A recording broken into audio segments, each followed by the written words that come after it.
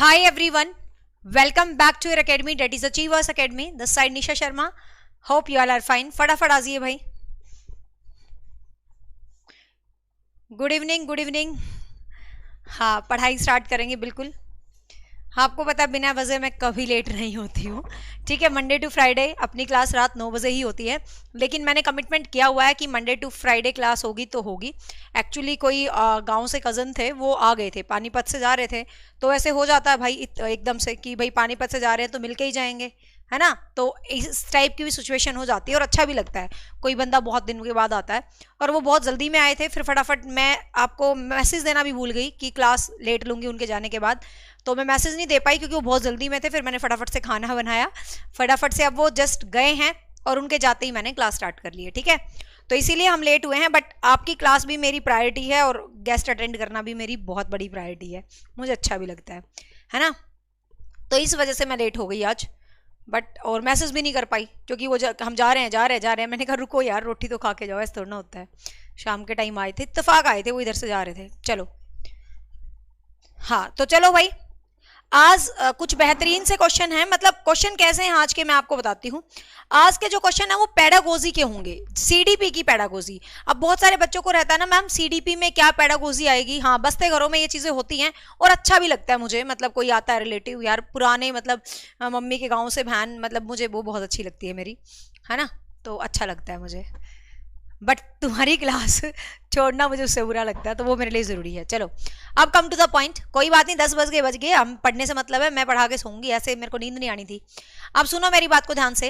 अब बहुत सारे बच्चों का क्वेश्चन रहता है मैम सीडीपी की पेडागोजी बता दो, सीडीपी की पेडागोजी. देखो सीडीपी की कोई पेडागोजी नहीं होती, मैं आपको बताऊं. सीडीपी की पेडागोजी क्या होता है, जो पढ़ने पढ़ाने के तरीके होते हैं, टीचर कैसे पढ़ा रहा है, स्पेशल बच्चे कौन से होते हैं, आपके स्पेशल एजुकेशन किस तरीके की होती है, कौन सी स्ट्रेटजीज को यूज किया जा रहा है, बच्चे को सेंटर में मानकर कैसे पढ़ाते हैं.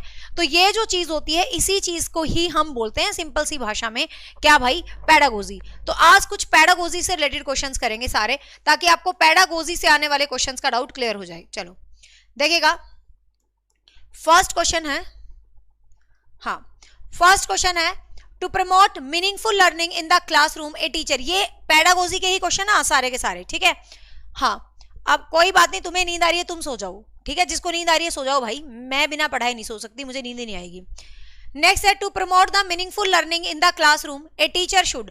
कक्षा में अर्थपूर्ण अधिगम को प्रोत्साहित करने के लिए एक अध्यापिका को क्या करना चाहिए, है ना. तो क्या करना चाहिए देखते हैं. Help student to regulate their own emotions and motivations. उनको उनके इमोशंस और मोटिवेशंस को रेगुलेट करना चाहिए भाई, बिल्कुल करना चाहिए, 100% करना चाहिए. ठीक है. Categorise and label the student. आपको पता है, इस एक ही क्लास को ध्यान से सुन लो, पेडागोजी से आने वाले पॉइंट्स क्लियर हो जाएंगे. ठीक है, ये कह रहा है categorise and label the student. कोई भी टीचर यार कैटेगराइज नहीं करेगा बच्चों को, लेबल नहीं करेगा, तो ये तो ऑप्शन होगा नहीं. 1 तो होगा, 2 नहीं होगा. आगे promote dialogues and discussion among the children to build the multiple perspectives. उनके मल्टीपल पर्सपेक्टिव्स बनाने के लिए उनके डायलॉग्स को बिल्ड करना. बिल्कुल भाई 100% सही है ये बात, तो आंसर ये भी ठीक है, थर्ड भी ठीक है. अब देखो, ignore diversities in the classroom. Classroom में जो डाइवर्सिटीज होती है उनको इग्नोर करना. इग्नोर नहीं कर सकते आप. ठीक है, क्लासरूम में विभिन्नताएं हैं, आप उनको इग्नोर नहीं करेंगे, आप उनके हिसाब से पढ़ाएंगे यदि आप पेडागोजी करवा रहे हो तो बच्चों को. तो इसका मतलब 1 और 3rd ऑप्शन सही है. तो यहाँ नीचे ऑप्शंस दिए हुए हैं, ध्यान रखना, इस तरीके का कोई क्वेश्चन आए बहुत जल्दी में बच्चे क्या करेंगे कि 1 ऑप्शन को देखा, गोला काला काला करने की बड़ी जल्दी लगी रहती है, लेकिन इस तरीके की कोई भी हरकत आप मत करना. ठीक है, तो यहां पर जब इस तरीके के ऑप्शंस है नीचे, तो कृपा करके ऑप्शंस को थोड़ा गौर से देखिएगा. तो आंसर क्या रहेगा, 3 रहेगा. नेक्स्ट देखिएगा, Which of the following is not an effective strategy to address learner from the disadvantaged and deprived background. ये कह रहा है कि प्रतिकूल परिस्थितियों और वंचित पृष्ठभूमि वाले अधिगमकर्ताओं को संबोधित करने के लिए कौन सी पद्धति प्रभावशाली नहीं है, ये ऐसे पूछ रहा है. ठीक है, मतलब डिप्राइव्ड चाइल्ड कौन से होते हैं, जो सोसाइटी में किसी ना किसी तरीके से, मतलब जिनको सोसाइटी में किसी ना किसी तरीके से जो बच्चे मतलब वंचित रह जाते हैं, मतलब जो अमीर नहीं होते हैं, मतलब किसी भी तरीके से जो वंचित रह जाते हैं, उनको हम बोलते हैं डिप्राइव्ड चिल्ड्रन. तो कह रहा है, हाँ कह रहा है डिप्राइव्ड चिल्ड्रन के लिए कौन सी विधि उपयुक्त नहीं है, देखते हैं. Motivate the student to set moderately challenge goals and appropriate instructional sports. उनको मोटिवेट करोगे डिफरेंट चैलेंज के लिए, बिल्कुल करेंगे भाई, और उनको अप्रोप्रिएट इंस्ट्रक्शनल्स भी देंगे, बिल्कुल देंगे, 100% देंगे. ये आंसर बिल्कुल सही है. ठीक है, हाँ. नेक्स्ट देखिएगा, from collaborative groups to works and activities to encourage the student. आप स्टूडेंट को एनकरेज करने के लिए कोलैबोरेटिव वर्क्स को करवाएंगे, बिल्कुल करवाएंगे भाई, 100% करवाएंगे। Talk to the learners to understand their needs and challenges faced by them. अधिगमकर्ताओं से बातचीत करके उनकी आवश्यकताओं को सम्मुख नई चुनौतियों में समझाएंगे, बिल्कुल भाई, उनकी क्या चैलेंजेस आ रहे हैं डिप्राइव्ड बच्चों को, आप वो भी समझाएंगे। ये तो नोट पूछ रहा है ना कौन सी प्रभावशाली नहीं है, ठीक है। Asking the learners to enrol for the tuitions outside the schools and teacher doesn't have any pay much attention to them. भाई टीचर क्लासरूम में बिल्कुल अटेंशन मत दे और बच्चों से कहे मेरे पास ट्यूशन पढ़ने आना, है ना। पहले जमाने में आपको ध्यान है ना, पहले जमाने में ऐसे ट्यूशन मतलब ऐसे टीचर्स होते थे, मतलब स्कूल्स में, बेसिकली प्राइवेट स्कूल्स में देखने को मिलता था कि एक कुछ बच्चे होते थे जो ट्यूशन वाली मैडम से पढ़ते थे, ठीक है। हम तो खैर कभी ट्यूशन ना पढ़ने वालों में शामिल है।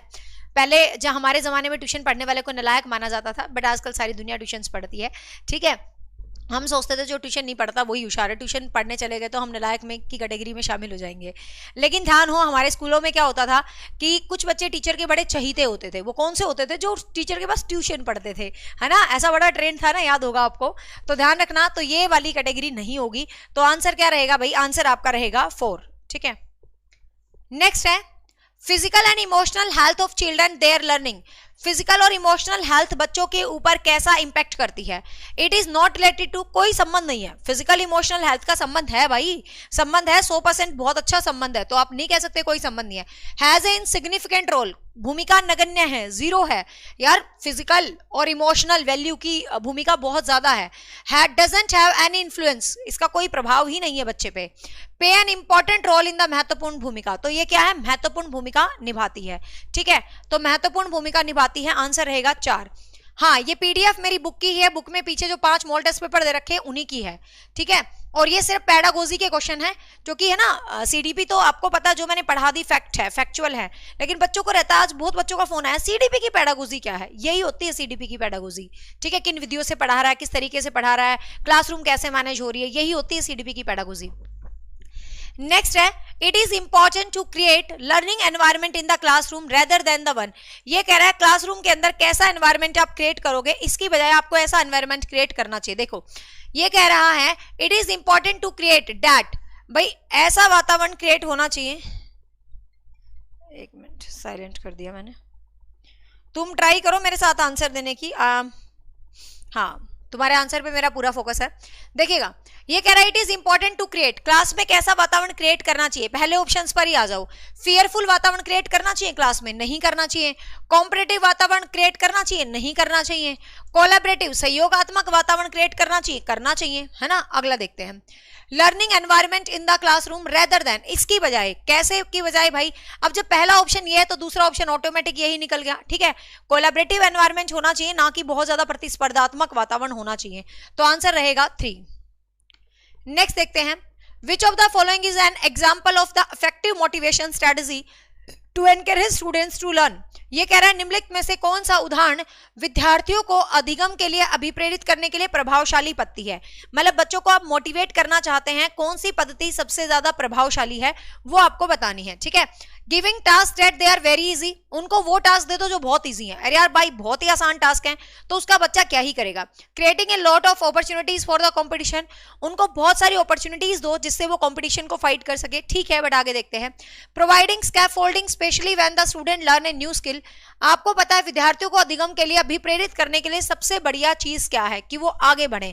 तो आप जब उनको स्कैफोल्डिंग करते हैं, अपना हिंट देते हैं, उनको शिक्षा में आगे बढ़ाते हो, उनकी हेल्प करते हो, तो वो शायद ज्यादा मोटिवेट होंगे। Emphasis on the completion of the work को कंप्लीशन करें, ऐसा कुछ नहीं है। तो आंसर क्या रहेगा भाई? Providing the scaffolding. यस, जो 3 आंसर दे रहे हैं सबका आंसर शाबाश, 3 वालों का सही है। बट तुम ऐसे 3 लिख रहे हो, ऐसे लिखो जैसे मिस एंड मिसेज शेरावत, या जो 5 का 3 लिख रहे हैं वो बिल्कुल सही लिख रहे हैं, शाबाश। नेक्स्ट देखिएगा, which of the following statement about the children's thinking is not correct. बच्चे की चिंतन के बारे में कौन सी थिंकिंग करेक्ट नहीं है वो आपको बतानी है, ठीक है। कौन सी नहीं है देखते हैं। Children actively think about the various phenomena around them and have the urge to explain. बच्चों के अंदर एक नेचुरल चीज होती है कि चीजें अपने आसपास की एक्सप्लोर करें, देखे भाई, बिल्कुल होती है, ये बच्चों की थिंकिंग के लिए सही बात है। Children are born with the curiosity and learns about the world around. बच्चे ही जिज्ञासा के साथ पैदा होते हैं, दुनिया को सीखना चाहते हैं, बच्चे नन्हे वैज्ञानिक होते हैं। फटाफट बताओ किसने कही थी ये बात, तो ये भी ठीक है। Children construct their own theories about the various phenomena around them, बच्चे अपने आसपास जो भी एनवायरमेंट होता है उसके लिए बहुत सारा फिनोमेन क्रिएट करता है, बहुत सारी धारणाएं बनाता है, बिल्कुल ठीक है। Children can not think of the concept of their own and primary role of the teacher to provide the information, ये कहता है भाई टीचर ही इन्फॉर्मेशन प्रोवाइड करे, बच्चा कुछ नहीं सोच सकता, ये गलत है। बच्चा तो थिंकिंग का भंडार होता है, ये बात अलग है कि आज का बच्चा सोचना नहीं चाहता, वो इतना डिपेंडेंट हो चुका है ऑनलाइन एजुकेशन आने के बाद कि वो हाथ से एक शब्द भी नहीं लिखना चाहता है, हर चीज के लिए पीडीएफ करता रहता है। तो कहने का मतलब क्या है कि भाई बच्चे में अपनी पावर होती है चीजों को सोचने की, बिल्कुल सही है। तो आंसर रहेगा 4, ठीक है, आंसर रहेगा 4। ये बहुत ही आसान सा क्वेश्चन है। लर्निंग एक कैसी प्रोसेस है, what is the process of learning, learning किस प्रकार की प्रोसेस है, फटाफट बताइए कमेंट करके। लर्निंग एक सिंपल और इंडिविजुअल है, लर्निंग एक कॉम्प्लेक्स है, लर्निंग सिंपल है या लीनियर है। ये क्वेश्चन मैंने 3 दिन पहले एक प्रैक्टिस सेट करवाया था, उसके अंदर भी करवाया था। फटाफट बताओ सही। हाँ, जीन प्याजे ने बोला था बच्चे नन्हे साइंटिस्ट हैं, बिल्कुल सही है ये आंसर। तो फटाफट बताइए लर्निंग कैसी प्रोसेस है। ये 3 दिन पहले भी क्वेश्चन आया था, देखती हूं कौन सही करेगा। ध्यान से सुनना, लर्निंग सिंपल प्रोसेस नहीं होती, जो सिंपल कर रहे हैं। लर्निंग एक कॉम्प्लेक्स, पहला ही जब लर्निंग पढ़ा तो सबसे पहली लाइन क्या थी, लर्निंग एक जटिल प्रक्रिया है ना। तो लर्निंग एक कैसी प्रक्रिया है भाई, कॉम्प्लेक्स है, और कॉम्प्लेक्स होने के साथ एक्टिव है। 7 का 3 जिन्होंने भी उत्तर दिया है, 7 का 3 सबका उत्तर बिल्कुल सही है, शाबाश, ठीक है। हाँ, ये पहली बात तो देखो पैसिव है ही नहीं लर्निंग, काट दो। लीनियर एक जैसी तो चलती ही नहीं लर्निंग, काट दो। वैसे कुछ चीजें तो ऑटोमेटिक कट जाती हैं। चलो अगला देखिएगा, a children should dash social culture religious linguistic diversities in the classroom to facilitate meaningful learning. ये कह रहा है अपनी कक्षा में अर्थपूर्ण अधिगम को सुसाध्य बनाने के लिए अध्यापिका को अपनी कक्षा में सामाजिक धार्मिक भाषीय विविधता को क्या करना चाहिए। ठीक है, अपनी कक्षा को अलग प्रकार से बनाना है तो क्या करना चाहिए भाई, अंडरस्टैंड करना चाहिए, समझना चाहिए। नेग्लेक्ट कर दो, अनदेखा कर दो, नेग्लेक्ट तो करेगी नहीं, डिसमिस कर देगी, नहीं करेगी, इग्नोर मारेगी, नहीं मारेगी, अंडरस्टैंड। तो 8 का 1 जिन्होंने भी आंसर दिया है बिल्कुल सही है, 8 का 1 वाले सारे सही हैं। 8 का भी सुमन क्यों गलत कर रही है, इतना आसान सा क्वेश्चन है बेटा, 8 का भी क्यों गलत करे। नेग्लेक्ट करेगा कभी टीचर, कभी भी नेग्लेक्ट नहीं करेगा। चलो नेक्स्ट देखिएगा, in a classroom teacher adept their pedagogy and a very assessment to create the individual student. एक डैश कक्षा में अध्यापिका अपनी शिक्षा शास्त्र व आकलन की विधियों को विद्यार्थियों की व्यक्तिगत जरूरतों के हिसाब से परिवर्तित करती है। मतलब शिक्षार्थी की क्या नीड्स हैं, क्या जरूरतें हैं, उसके हिसाब से एक टीचर मैनेज कर रही है। तो क्या है वो, टेक्स्ट बुक सेंटर है? तो टेक्स्ट बुक सेंटर तो नहीं है, ठीक है, वो टेक्स्ट बुक सेंटर तो नहीं है। बिहेवियरिस्टिक व्यवहारवादी है, व्यवहारवादी अप्रोच भी होती। टीचर सेंटर्ड अध्यापक केंद्रित या प्रोग्रेसिव। ध्यान से देखिए, एक कक्षा में अध्यापिका अपनी शिक्षा शास्त्र के आकलन की विधियों को विद्यार्थियों की व्यक्तिगत जरूरतों के अनुसार परिवर्तित कर रही है कि भाई मेरे स्टूडेंट की जरूरत क्या होगी उसके अनुसार परिवर्तित कर रही है। तो आपको ध्यान रखना ये प्रोग्रेसिव एजुकेशन होगी, ठीक है। शायद मॉडल टेस्ट पेपर में इसका आंसर 3 प्रिंट हो रखा है, बाय मिस्टेक होगा, ठीक है, मेरे को अब तो ध्यान नहीं है, बट मैंने काफी टाइम पहले देखा था, मुझे ध्यान है, ठीक है, इसको ठीक कर लेना। तो ये प्रोग्रेसिव एजुकेशन होती है जब आप स्टूडेंट की नीड के हिसाब से काम करते हैं, तो this is called the progressive education. अगला है children failure in A school. बच्चों का विद्यालय में असफल होना। बच्चों का विद्यालय में असफल होना क्या दिखाता है? दिखाता है prove that these children's have genetic birth effect. ये कहता है भाई मेरी गलती नहीं है, ये तो पैदाइशी डिफेक्टेड पैदा है। गलत बात है, ऐसे नहीं कह सकते आप, this is quite wrong. Signify that parents have not been able to support the children to learn.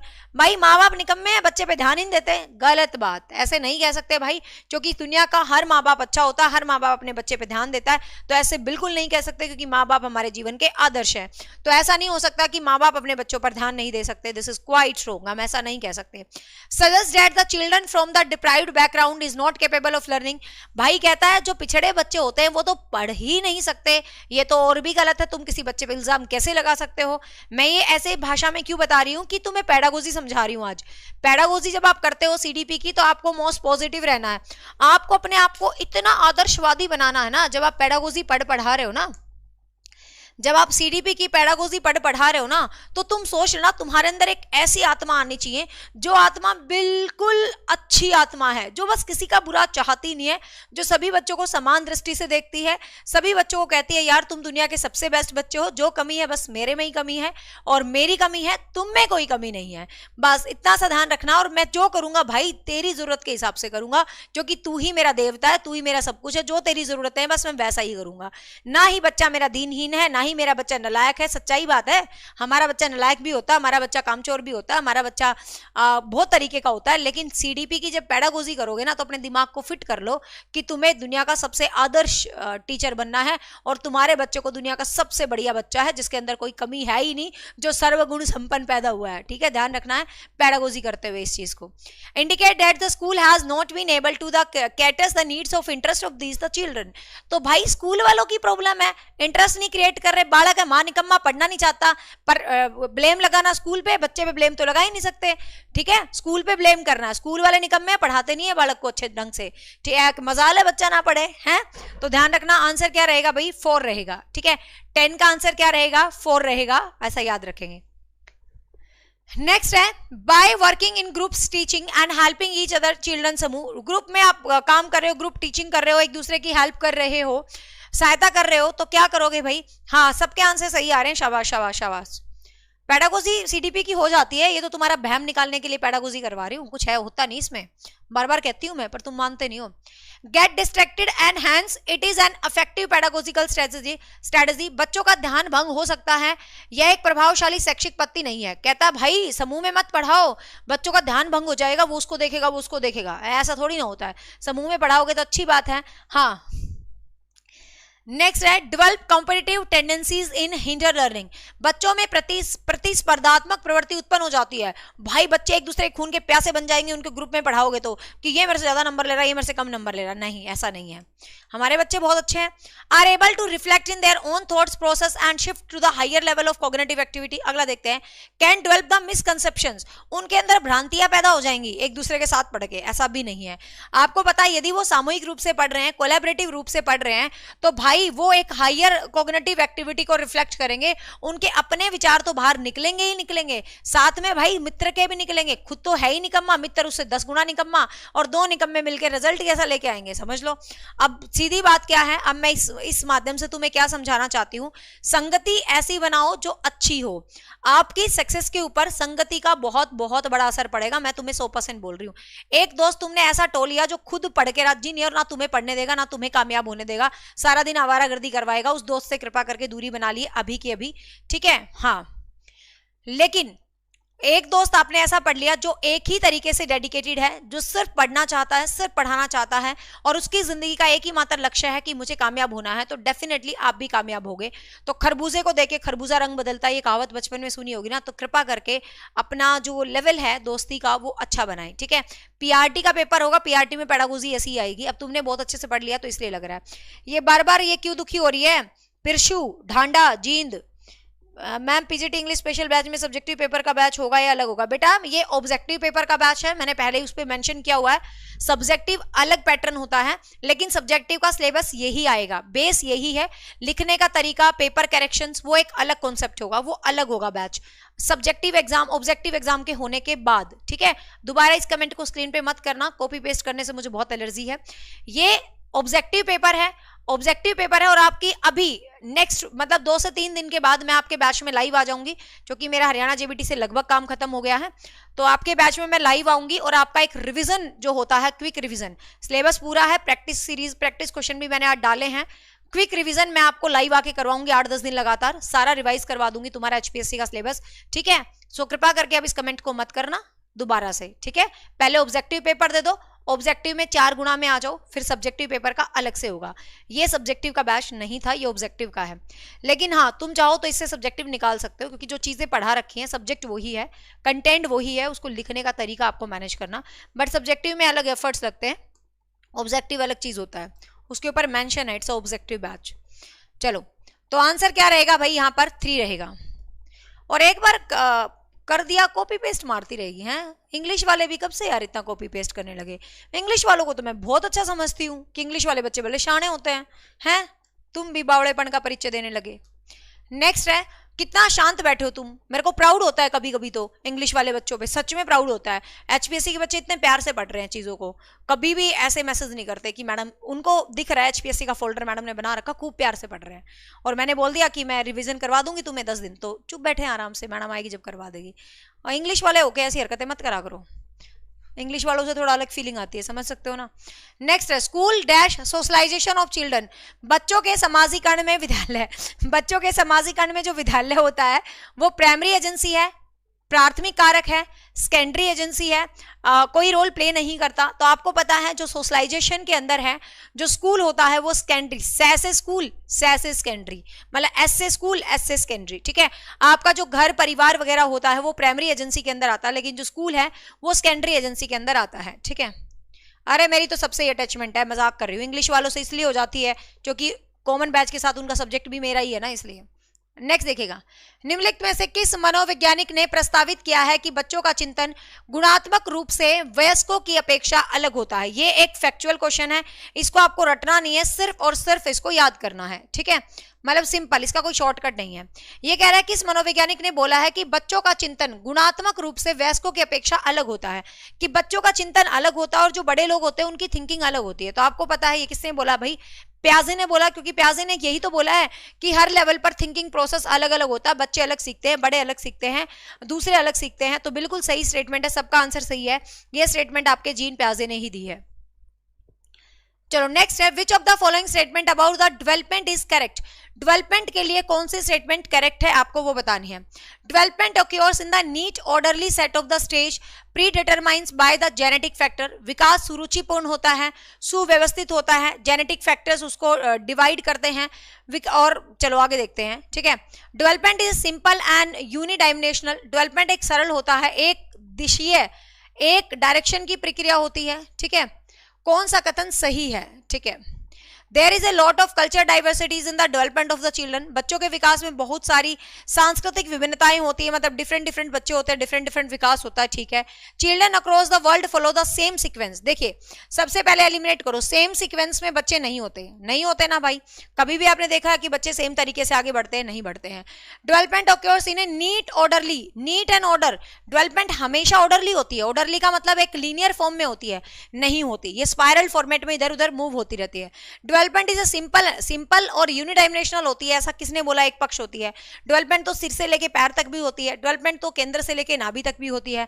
तो आंसर क्या बच गया भाई, सी, ठीक है।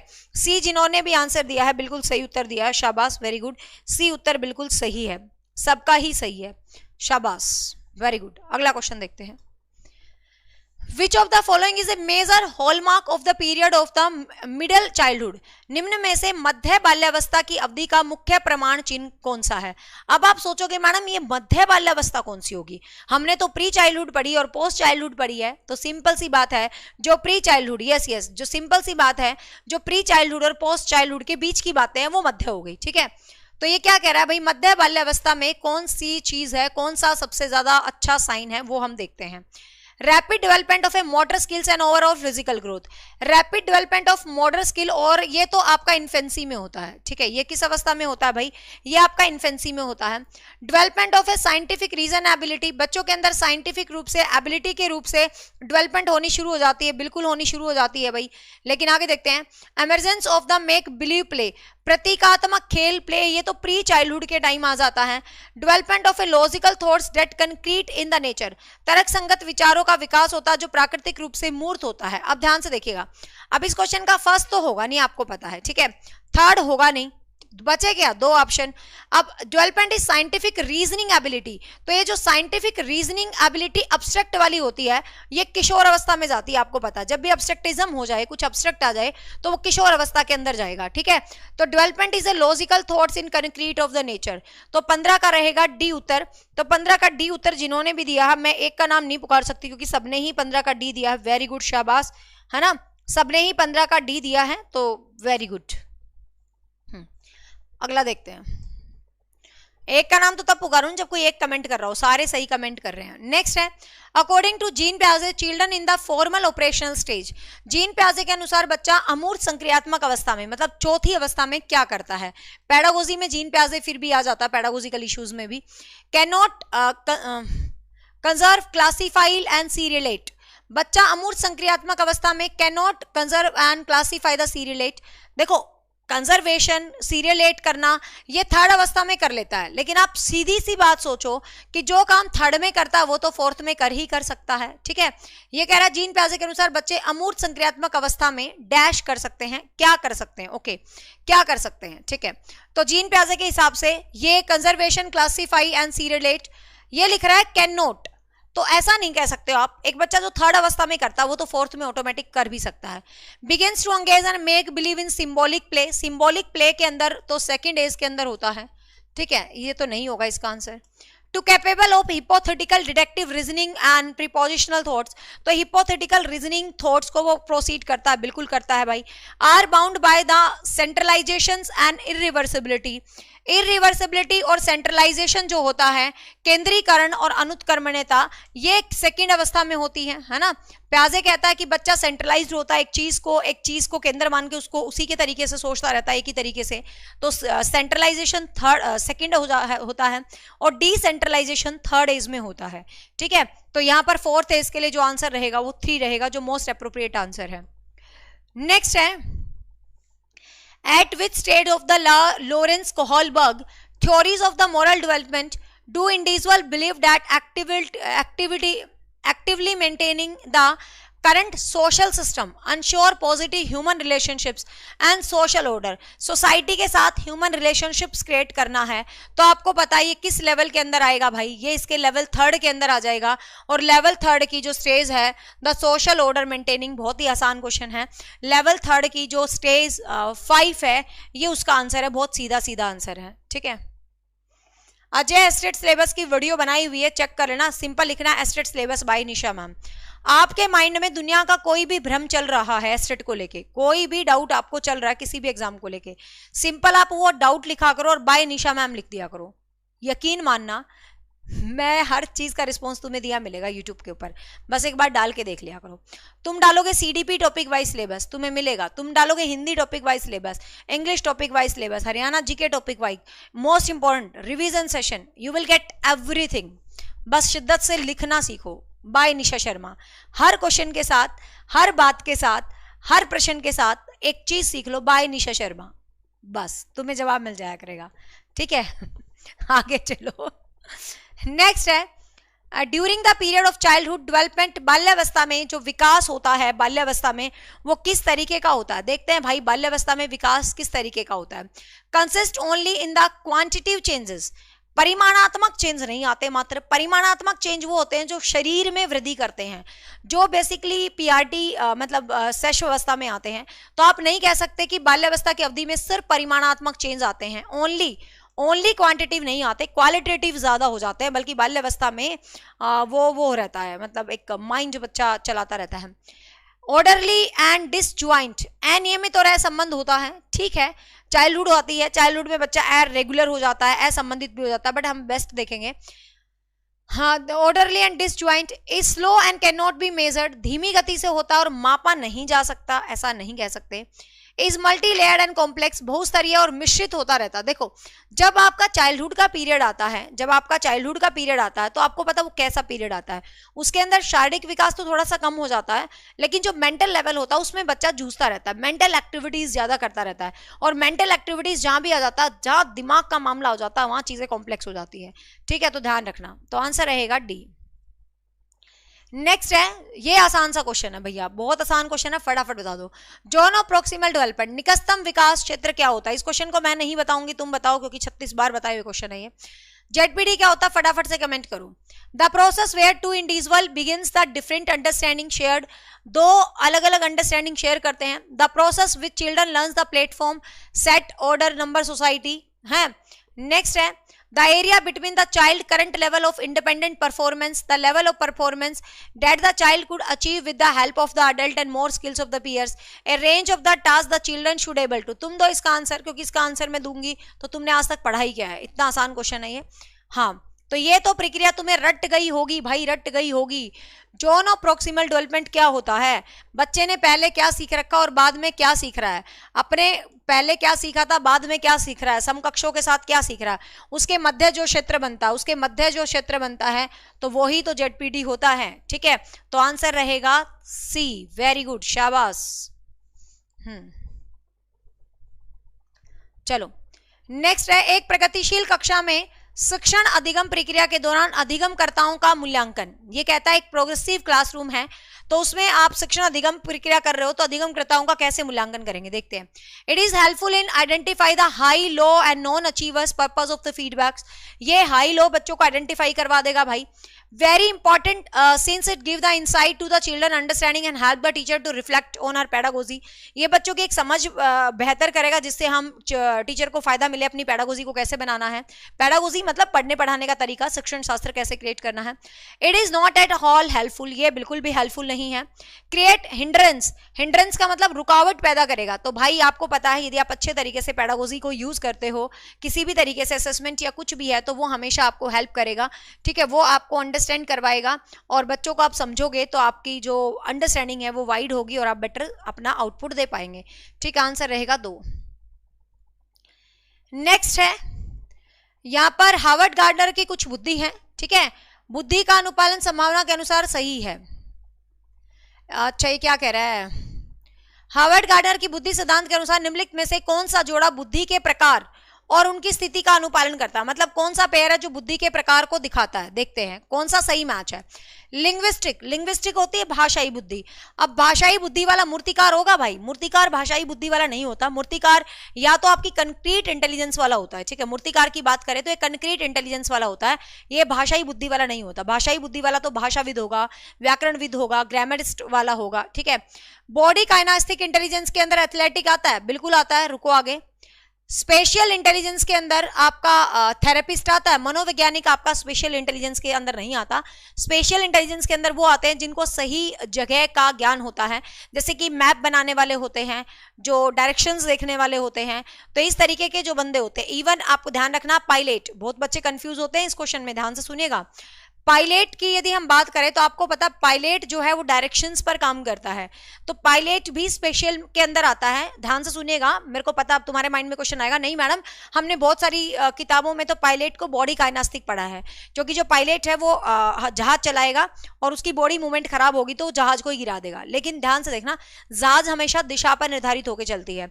तो आपको ऑप्शन के अंदर यदि स्पेशल में यदि पूछे पायलट में किस प्रकार की बुद्धि है, स्थानिक ऑप्शन है, तो आप पहला आंसर स्थानिक करेंगे, स्पेशल करेंगे। स्पेशल आंसर के अंदर नहीं है, नहीं है, तो ऐसी सूरत में आप बॉडी काइनेस्टिक कर सकते हैं, लेकिन प्रायोरिटी आपको बी को ही देनी है। ठीक है, इंट्रापर्सनल अंतः व्यक्तिर, जो सेल वाले पर्सन होते हैं, सेल पर्सन, विक्रेता, भाई विक्रेता तो ऐसा चेप देते हैं चीजों को, बस पूछो मत। मैं कल परसों मार्केट गई थी कुछ काम से, मतलब छोटी छोटी चीजें अपनी लेनी थी। ओ भाई वो दुकानदार सही एक नंबर का चेपू था। मैं लेना चाह रही कुछ, ये देखो ये बहुत अच्छा है, ये वाला आई शेडो बहुत अच्छा है, ये तो मैडम बहुत ट्रेंड कर रहा है। मैंने कहा मैडम इतनी बावड़ी ना जितना तू सोच रहा है। ठीक है, जो मेरे को लेना है मैं वही लेके जाऊंगी। लेकिन मेरा कहने का मतलब, जो विक्रेता होते हैं वो भाई वो कौन से होते हैं, वो इंटरपर्सनल होते हैं, क्योंकि उनके अंदर बड़ी जबरदस्त क्वालिटी होती है। सही में यार, मैं पहली बार इस शॉप पे घुसी होंगी, मैंने उस दुकानदार, मैं वैसे तो मोस्टली चीजें ऑनलाइन ही लेती हूँ, मतलब, लेकिन मैं वैसे बता रही हूँ, मैं चली गई कल परसों कुछ काम से, संडे की बात है, तो भाई मतलब पूरा पीछे ही पड़ गया। गई थी मैं एक 50 रुपए का लिप लाइनर लेने, उसने मेरा 650 रुपए का बिल बनवा दिया। तो ये जो बंदे होते हैं, ये क्या होते हैं भाई, ये आपको ध्यान रखने हैं, ये आपके इंटरपर्सनल होते हैं। ठीक है, ये इंटरपर्सनल होते हैं जो सेल्समैन होते हैं। तो इसके अंदर सही जो मैच अपना बन गया तो वो 2 बन गया। ठीक है, जो वो कौन सा बन गया भाई, 2 अपना सही मैच बन गया, आपको ध्यान रखना है। ठीक है, तो यहां पर आंसर रहेगा 2। हाँ ठीक है, चलो नेक्स्ट है, अकॉर्डिंग टू लेव वाइगोस्की के अनुसार, मतलब एक स्टेटमेंट दी गई है, वाइगोस्की के अनुसार बता रही है कि आपको कौन सी स्टेटमेंट सही है। ठीक है, वो बतानी है। Children's cognitive development occurs in the stage, बच्चों का संज्ञानात्मक विकास चरणों में होता है। वाइगोस्की के बच्चों का संज्ञानात्मक विकास चरणों में नहीं होता, प्याजे का संज्ञानात्मक विकास चरणों में होता है। ठीक है, वाइगोस्की ने नहीं कहा मैं चरणों में विकास करूंगा, ये तो कहता भाई कोई भी पकड़ लो बस बड़ा आदमी, उससे हेल्प ले लो। स्कीमा का परिपक्वन में बच्चों का, बहुत स्कीमा की बातें तो वाइगोस्की थोड़ा ना करता, प्याजे करता है, ये भी नहीं होगा। Language plays an important role in the cognitive development of the children, बच्चे के डेवलपमेंट में जो लैंग्वेज है वो एक बहुत बेहतर रोल प्ले करती है, बिल्कुल करती है। Children learn language through the language acquisition device. अब देखो यहाँ पर बच्चे भाषा की डिवाइस से भाषा सीखते हैं, ये बात तो नोम चोमस्की ने बोली थी, तो सारे ऑप्शन एलिमिनेट हो गया, बचा क्या तीसरा, ठीक है, तो ये बात तो नोम चोमस्की ने बोली थी, तो यहाँ पर इस पर्टिकुलर ऑप्शन में क्या बचा, इस ऑप्शन की बजाय दूसरा ये होता, बड़ों के साथ सीखता तो वो और बेटर ऑप्शन हो जाता, हम उसको टिक कर देते, ठीक है। हाँ, क्या कमेंट कर रही है,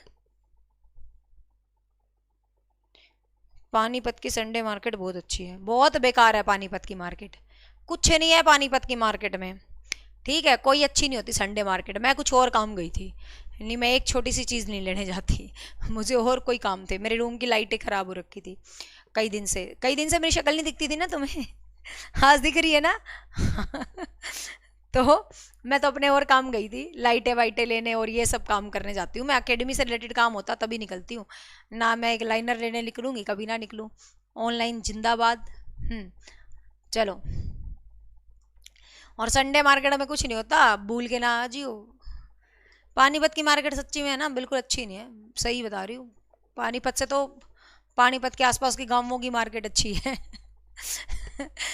ठीक है, पानीपत की कह रही इतनी बुरी नहीं है, लेकिन रियलिटी बता रही हूँ, मतलब कभी कभी लगता है कि पानीपत की मार्केट अच्छी है, कभी कभी लगता है कि पानीपत की मार्केट मतलब अच्छी नहीं है, दोनों ही चीजें हैं, मतलब समझ नहीं आता।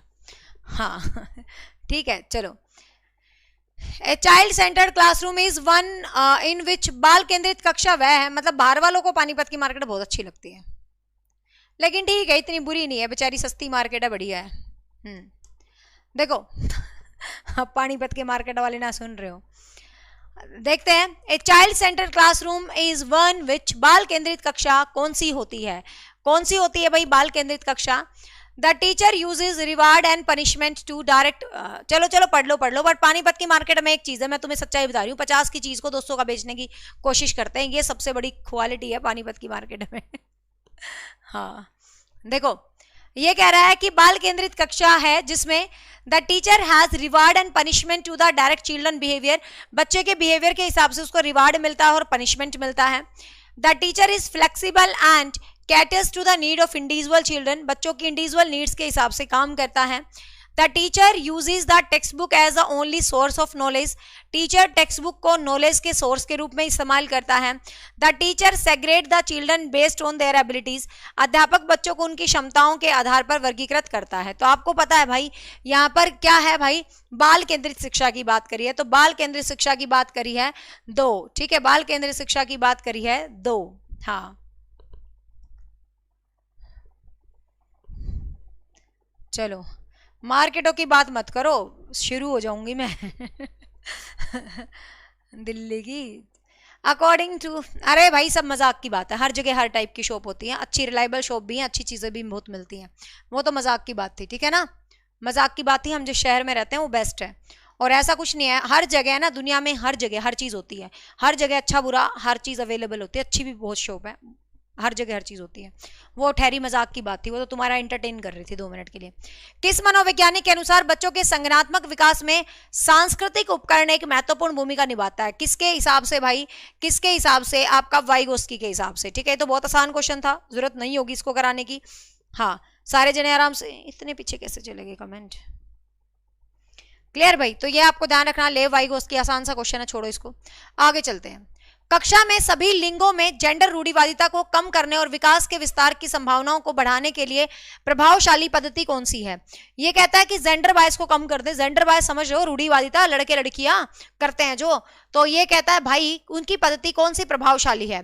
Forming same sex ability grouping, आप सेम सेक्स वाले ग्रुप बना दोगे तो जेंडर बायस को बढ़ावा दे रहे हो, ठीक है, तो आप जेंडर बायस को क्या दे रहे हो, बढ़ावा दे रहे हो, ठीक है। Forming mixed sex activities group and promote the discussion, multi sex वाले ग्रुप बनाते हो और डिस्कशन को प्रमोट करोगे, बिल्कुल ठीक है। आगे देखते हैं, ignore and dismiss the biological difference among the sexes, और लिंगों में जैविक अंतरों की उपेक्षा करना, उन्हें अस्वीकार कर देंगे। तो ऐसा भी नहीं है कि आप उनको बिल्कुल अस्वीकार कर देंगे, भाई जो चीज जिस तरीके से होगी उस पर काम करना पड़ेगा। टू रीइंफोर्स जेंडर रोल, अब देखो जेंडर रोल को आप कभी भी रीइंफोर्स तो नहीं करोगे कि भाई जेंडर रोल अच्छा होता है, आप ऐसे तो नहीं करेंगे, उनको इग्नोर भी नहीं कर सकते। आप ऐसे ग्रुप फॉर्म करो जिसके अंदर लड़का भी हो लड़की भी हो और सबसे मिलवा के काम करवाओ, तो किसी के मन में आएगा नहीं कि लड़के खास होते हैं और लड़कियां बेचारी चूल्हा चौका करने के लिए होती हैं। तो ऐसा कुछ भी नहीं। आज जो मेरे घर आए थे, मैंने बताया वो मतलब जैसे मम्मी के ताऊ के बेटे की बेटी है, मतलब जैसे मामा के गाँव में ऐसी, वो बहुत अच्छी है, मतलब बहुत ही अच्छी है लड़की। तो उससे ये सेम क्वेश्चन है। तो वो मतलब ऐसे पॉलिटिक्स में थोड़ा इंटरेस्ट ले रही है आजकल बहुत ज़्यादा, मतलब पॉलिटिक्स में इंटरेस्ट लेती है। तो अब वो वाला जेंडर बायस वाला सीन नहीं रहा कि भाई लड़कियां हर फील्ड में आगे जा रही हैं। ये चीज़ नहीं है कि लड़कियां तो घर में ही बैठी रहती थी, अब उसके हस्बैंड गाँव से चल के उसके लिए आए हैं क्योंकि वो किसी राजनीति के काम से आई थी। तो कहने का मतलब क्या है भाई, ये आजकल वो जमाना चला गया, लड़कियां चूल्हे चौका तक सीमित है।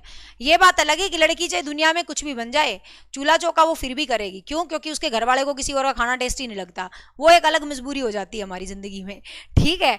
लेकिन जेंडर बायस अब लगभग कम हो रहा है, पर फिर भी है, बट कम है। बहुभाषीयता को समझना चाहिए, एक एसेट के रूप में, एक रिसोर्स के रूप में, एक संसाधन के रूप में, ठीक है। तो ये एक गुण है, एक रिसोर्स है, एक संसाधन है, आपको पता है बहुभाषिकता। और बहुभाषिकता को जो पेडागोजी डील करती है उसका नाम है ट्रांसलिंग्विज्म, ठीक है। नेक्स्ट है, प्रतिभाशाली और सृजनात्मक बच्चों की आवश्यकताओं को किस प्रकार संबोधित किया जा सकता है। आपका बच्चा प्रतिभाशाली भी है, आपका बच्चा सृजनात्मक भी है, तो किस प्रकार से उसको संबोधित किया जा सकता है, ठीक है। तो providing the specific instructions to solve the problems, प्रश्न हल करने के लिए विशेष निर्देश दें, भाई उन्होंने कैसे क्वेश्चन हल करने हैं उनको स्पेशल डायरेक्शन देंगे। एडमिनिस्ट्रेटिंग मेमोरी बेस्ड टेस्ट, रटने पर आधारित प्रश्न देंगे, नहीं भाई। Giving challenging task and activities to prevent the boredom, उनको चैलेंजिंग टास्क दे, वो कहेगा मैं बोर हो रहा हूं बेटा, बेटा ले तू मुश्किल से मुश्किल टास्क कर, देखा फिर देखे कैसा बोर होएगा। Giving questions of require convergent thinking, convergent thinking कभी भी आपकी प्रतिभाशाली बच्चों के लिए नहीं होगी, ये हमेशा डाइवर्जेंट थिंकिंग होती है। तो आंसर रहेगा ये, हाँ आंसर रहेगा 3, चैलेंजिंग काम करने वाला 3 रहेगा। नेक्स्ट है, बच्चों की पहचान किस प्रकार से की जा सकती है। कौन से बच्चों की भाई? चिल्ड्रन विद डिसलेक्सिया, ठीक है। डिसलेक्सिया वाले बच्चों की पहचान कैसे करेंगे? डिसलेक्सिया क्या है? एक लर्निंग डिसेबिलिटी है। Analysis their reading and writing skills, उनके पढ़ने लिखने कौशल को देख के।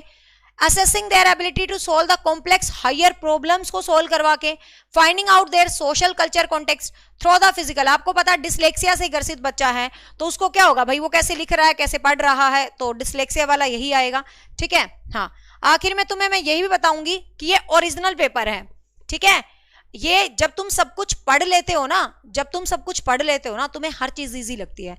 और अब आपको पता चल जाएगा मैं सीटेट में इंटरेस्ट क्यों नहीं लेती, क्योंकि सीटेट का लेवल मुझे बहुत आसान लगता है, ठीक है। तो अभी मैं बता देती हूँ ये क्वेश्चन कहाँ, ये ओरिजिनल पेपर है सीटेट का, ओरिजिनल असली पेपर है, असली लेवल 2 का, ठीक है। और इसमें सारे पेडागोजिकल क्वेश्चन थे इसलिए मैंने लिए हैं, क्योंकि मेरा काम तो तुम्हें सीटेट, यूपीटेट, रीट और एस्टेट सारे पेपर करवाने हैं। तुम कभी भी देखना एस्टेट के ही पेपर का लेवल अच्छा होगा, यूपीटेट का तो इतना आसान होगा जिसकी कोई हद नहीं, और रीट का तो उससे भी महा आसान होएगा। और ये वाला सबसे आसान यूपीटेट होता है, उसके बाद रीट का पेपर होता है, रीट सीटेट लगभग सेम से ही होते हैं, और सबसे अच्छा पेपर एस्टेट होता है। लेकिन तुम्हें एस्टेट भी इजी लगने लगा तो तुम सारे पेपर आराम से निकाल लोगे, टेंशन की जरूरत नहीं है, ठीक है। बट ये जरूरी था। आंशिक दृष्टि वाले विद्यार्थियों के लिए निम्नलिखित में से कौन सी अधिगम सामग्री उपयुक्त नहीं पूछ रहा है, ध्यान से। ये कह रहा है कि ये वाली सामग्री नहीं होनी चाहिए उनके लिए, क्या नहीं होने? टॉकिंग बुक्स, भाई बोलती हुई किताबें। अब तुम कहोगे मैडम किताबें कैसे बोलेंगी, किताबों के क्या मुंह लग गया, मतलब ऐसे किताबें आ गई और कह रही हाय मैं हूं सीटीपी की बुक, ऐसे बोलेगी ये किताब? बोलती किताबों का क्या मतलब होता है? बोलती किताबें का मतलब होता है जिसमें कुछ ऐसा पिक्चराइजेशन हो, उभरे हुए हो, डॉटेड हो, बच्चा छुए उसको फील आ जाए, इस तरीके की होती है बोलती हुई किताबें। कहीं सोचो किताब के एक मुंह लग जाएगा, और वो पुरानी एक आया करता ना खाने के मुंह लग जाता था, ऐसे बोलेगी, ऐसे नहीं बोलती, ठीक है। बुलेटिन बोर्ड तो ये जरूरी है भाई बच्चों के लिए। कौन से शिक्षण, small print worksheet, large print देना चाहिए, 3 डायमेंशनल मैप देना चाहिए। छोटा प्रिंट बेचारे को पहले ही दिख रहा, ऊपर से छोटा प्रिंट दे दो यार, तुम तो कुछ तो दया कर लो बच्चे पे। तो आंसर 2 रहेगा, सीधी सी बात है, ठीक है। And the next and the last question, and this is the official paper CTET 2022 level 2। Next देखिएगा, the underlying belief behind the inclusive education, समावेशी शिक्षा के पीछे क्या धारणा है। फटाफट इसका आंसर दे दो, शाउट आउट करेंगे उसके नाम को जो इसका आंसर सबसे पहले देगा, ठीक है।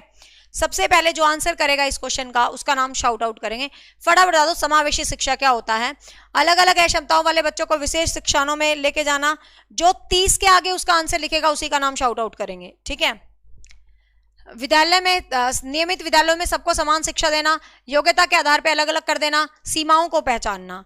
फटाफट आंसर करेंगे।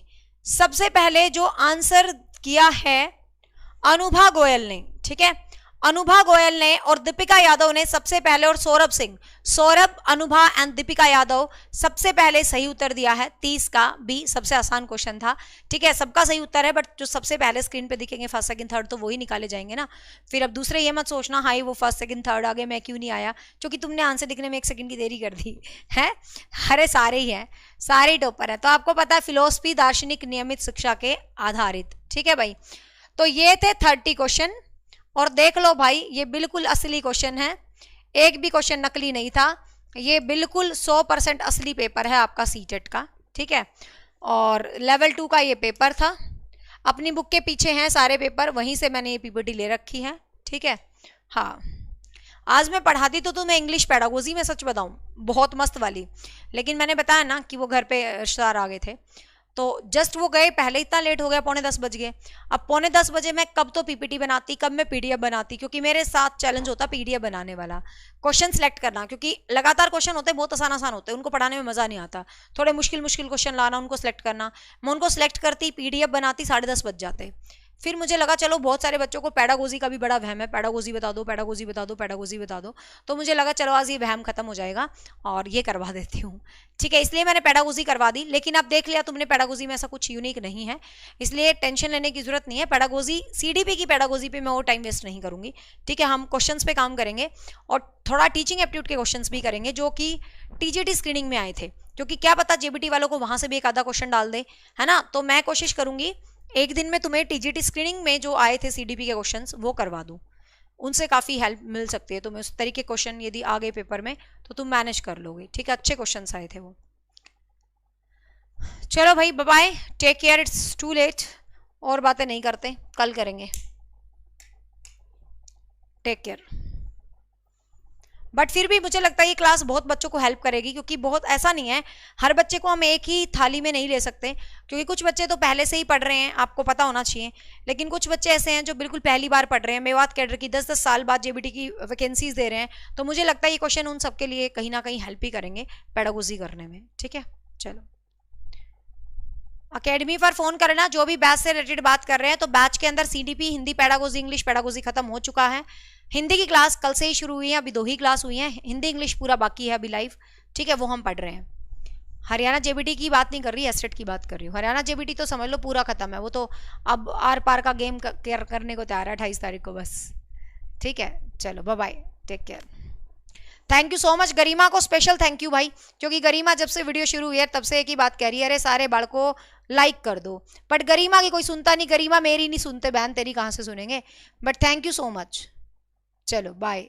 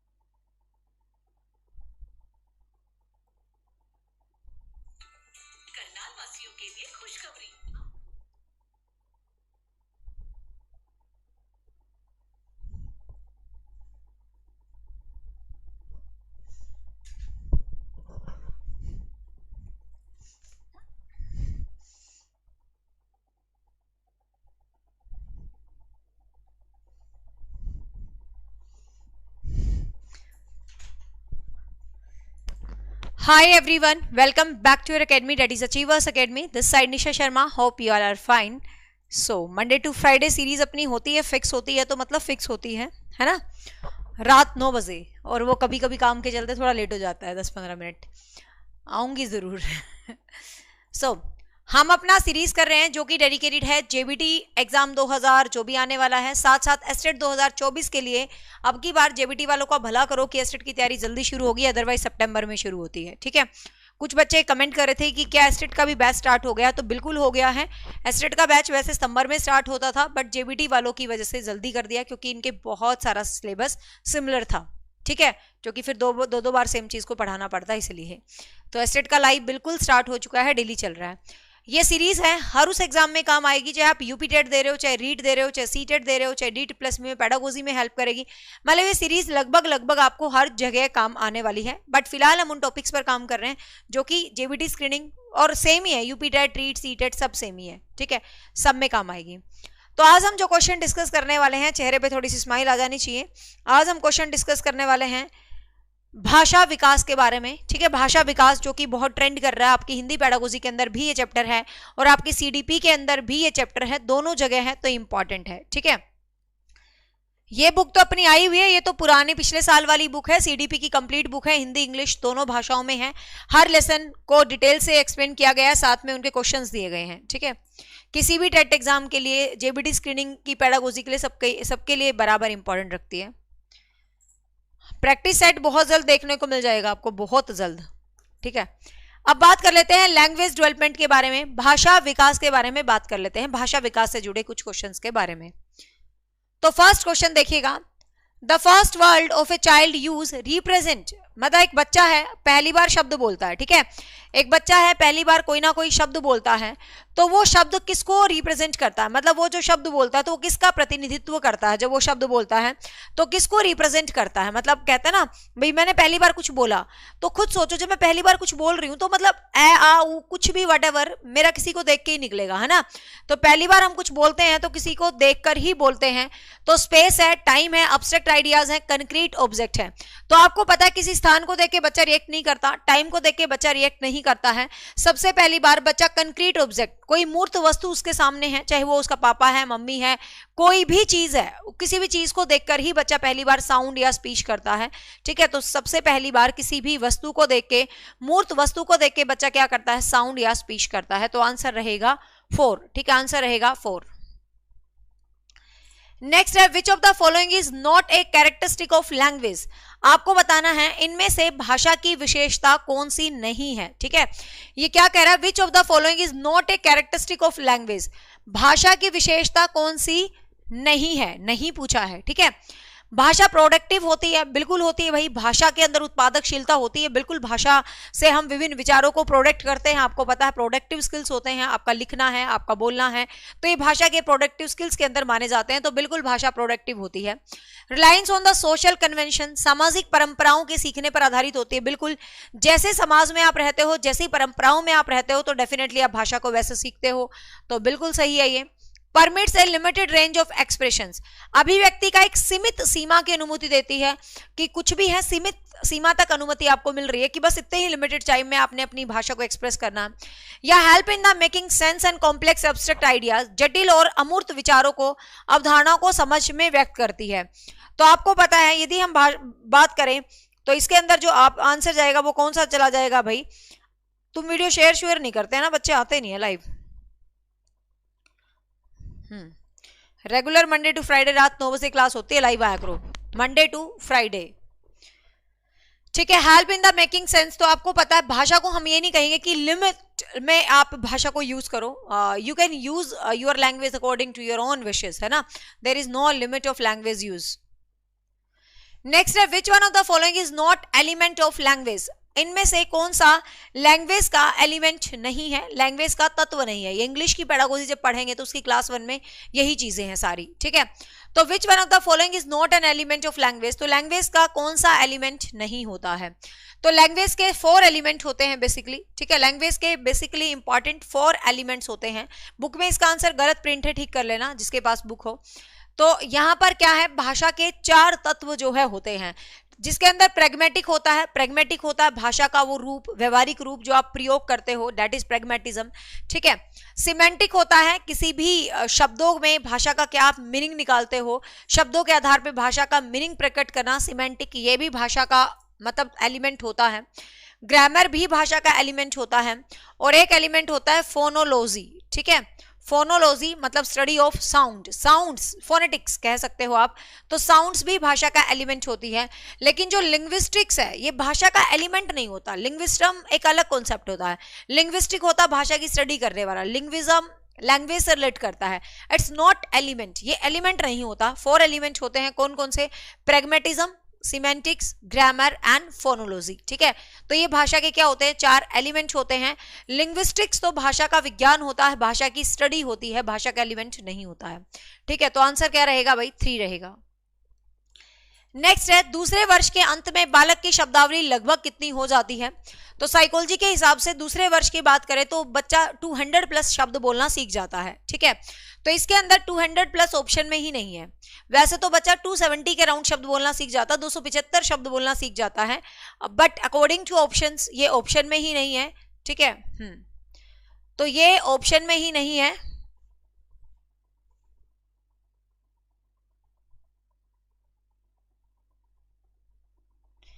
देखो डिसेंट्रिज्म प्याजे की तीसरी अवस्था में ही आएगा, क्रिएट वीडियो तीसरी अवस्था में ही करना, लेकिन उसको विकास या बढ़ावा चौथी अवस्था में हो सकता है। तो वो क्या मिसकंसेप्शन हुआ है बता देंगे, बट आप तीसरी में ही करना, ठीक है। देखते हैं, हाँ कल इसको क्लास में ही बात करेंगे। तो यहां पर आपको ध्यान रखना 270 के अराउंड तो वर्ड है ही नहीं, तो आपको ध्यान रखना है 150 वर्ड्स, ठीक है। 272 के अराउंड वर्ड्स होते हैं, लेकिन जब ये ऑप्शन में नहीं है तो हमें last but not list option को चुनना है। तो आंसर रहेगा 150 वर्ड्स, ठीक है। तो आंसर क्या रहेगा? 150 वर्ड, क्योंकि इससे ऊपर का ऑप्शन ही नहीं है। नेक्स्ट है, ए चाइल्ड ऑफ 2 से 3 साल का एज में एक बच्चा जो होता है, मतलब एक बच्चे की एज है 2 से 3 साल, तो 2 से 3 साल के केस में बच्चा क्या करता है? Will be able to give its gender name एंड अपना जेंडर नेम बताने लग जाता है। हाँ भाई मेरा ये नाम है, मैं लड़का हूं, मेरी ये एज है। एज कहाँ बताता? 2-3 साल का बच्चा एज बताता है, जेंडर बताता है। देखते हैं आगे। Will have to the vocabulary at least 500 words, कम से कम 500 वर्डों की शब्दावली उसकी हो जाती है। हम लैंग्वेज डेवलपमेंट की बात कर रहे हैं। Can answer how and when, ये क्वेश्चंस का आंसर नहीं देता बच्चा, 2 से 7 वर्ष के बाद देता है ये answer. Should be able to tell the reasonable connection, ये तो बिल्कुल ही नहीं है। एक तस्वीर के रीजनेबल, बेचारा चूजा सा तो है, 2 साल का 3 साल का, है ना। तो 2 से 3 साल का बच्चा, यहाँ हम लैंग्वेज डेवलपमेंट को पढ़ रहे हैं, वैसे भी आपको पता 1000 शब्दों तक बच्चे की वोकेबलरी हो जाती है यहाँ पर। तो सीधी सी बात है, more than 100 words, more than 500 शब्द वो बच्चा सीख जाता है लैंग्वेज के अंदर। हम लैंग्वेज डेवलपमेंट ही कर रहे हैं, सीधी सी बात है। तो आंसर क्या रहेगा? आंसर 2 रहेगा, यस। नेक्स्ट है, भाषा महत्वपूर्ण है क्योंकि जो आपकी लैंग्वेज है वो इंपॉर्टेंट होती है। क्यों होती है लैंग्वेज इंपॉर्टेंट? देखते हैं। Is enable to help expressing a child thought, एक बच्चे के विचारों को व्यक्त करने में भाषा सहायक होती है, ठीक है। एक बच्चे के विचारों को, रुक कैसे नहीं,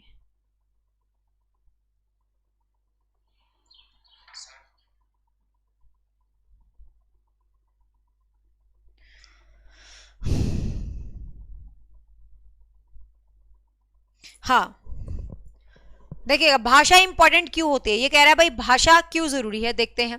language and thinking, language and thought आपके सीडीपी में भी है, और लैंग्वेज आपकी हिंदी पैडागोजी में भी है, और लैंग्वेज आपके इंग्लिश के अंदर भी है। तीनों के लिए ये क्लास इंपॉर्टेंट है, तीनों सब्जेक्ट्स के लिए। तो is enable to help and expressing the child छोड़, बच्चे के विचारों को व्यक्त करने में असमर्थ होती है। असमर्थ नहीं होती भाषा, बच्चे के विचारों को व्यक्त करने में समर्थ होती है, ठीक है। Develop the personality of a child, बालक के पर्सनैलिटी, बालक के व्यक्तित्व का विकास होता है भाषा से। आगे ऑप्शन देखे बिना तुम बी को कैसे श्योर कह सकते हो? जब तक तुम आगे ऑप्शन नहीं देखते तो ऐसे कैसे बी भी लिख सकते हो? हैं क्या पता सी डी में से कोई उत्तर हो, पहले ऑप्शन तो देखो। Help a child processing the information receive through the perception, धारणा के माध्यम से बच्चे ने जो संसाधित किया है कोई भी जानकारी, उसकी सहायता करती है। Help in making correct facial expressions, आपके परफेक्ट हाव भाव बनाती है शक्ल के, जो आपके मुंह पे 12 बजे होते हैं वो भाषा के साथ उसके एक्सप्रेशंस बदलने शुरू हो जाते हैं। तो भाई सीधी सीधी सी बात है, बिल्कुल सिंपल से शब्दों में हम बात करें, ठीक है। तो आपको ध्यान रखना है develop the personality of a child, simple सी बात है, बेसिक रूप से भाषा विकास है। तो भाषा विकास का, हाँ पहला ही पॉइंट क्या है, भाषा विकास का पहला ही पॉइंट क्या है कि ये पर्सनैलिटी को, एक बच्चे की पर्सनैलिटी को डेवलप करता है, एक बच्चा इससे भाषा जो है सीखता है। हाँ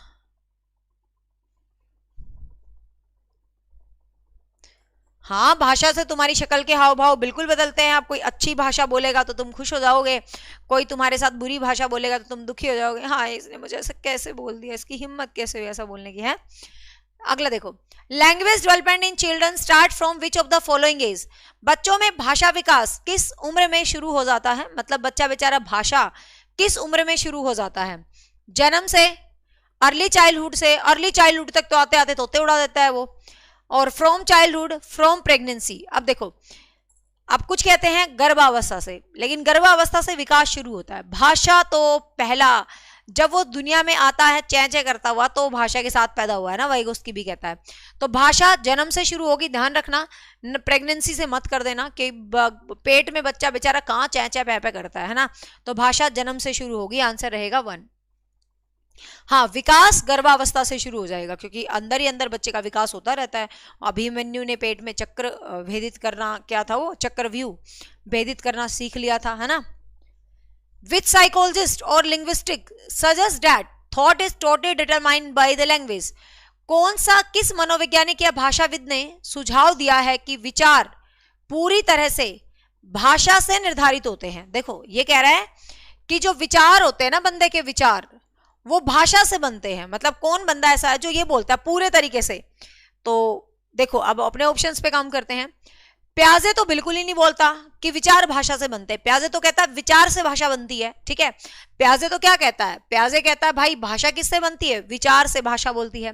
वाइगोस्की कहता है ठीक है, विचार और भाषा का मिक्स होता है, समाज के साथ अंतःक्रिया होती है, तो ये भी नहीं है। स्किनर तो बोलता है बेचारा वातावरण से सीखता है मेरा बच्चा।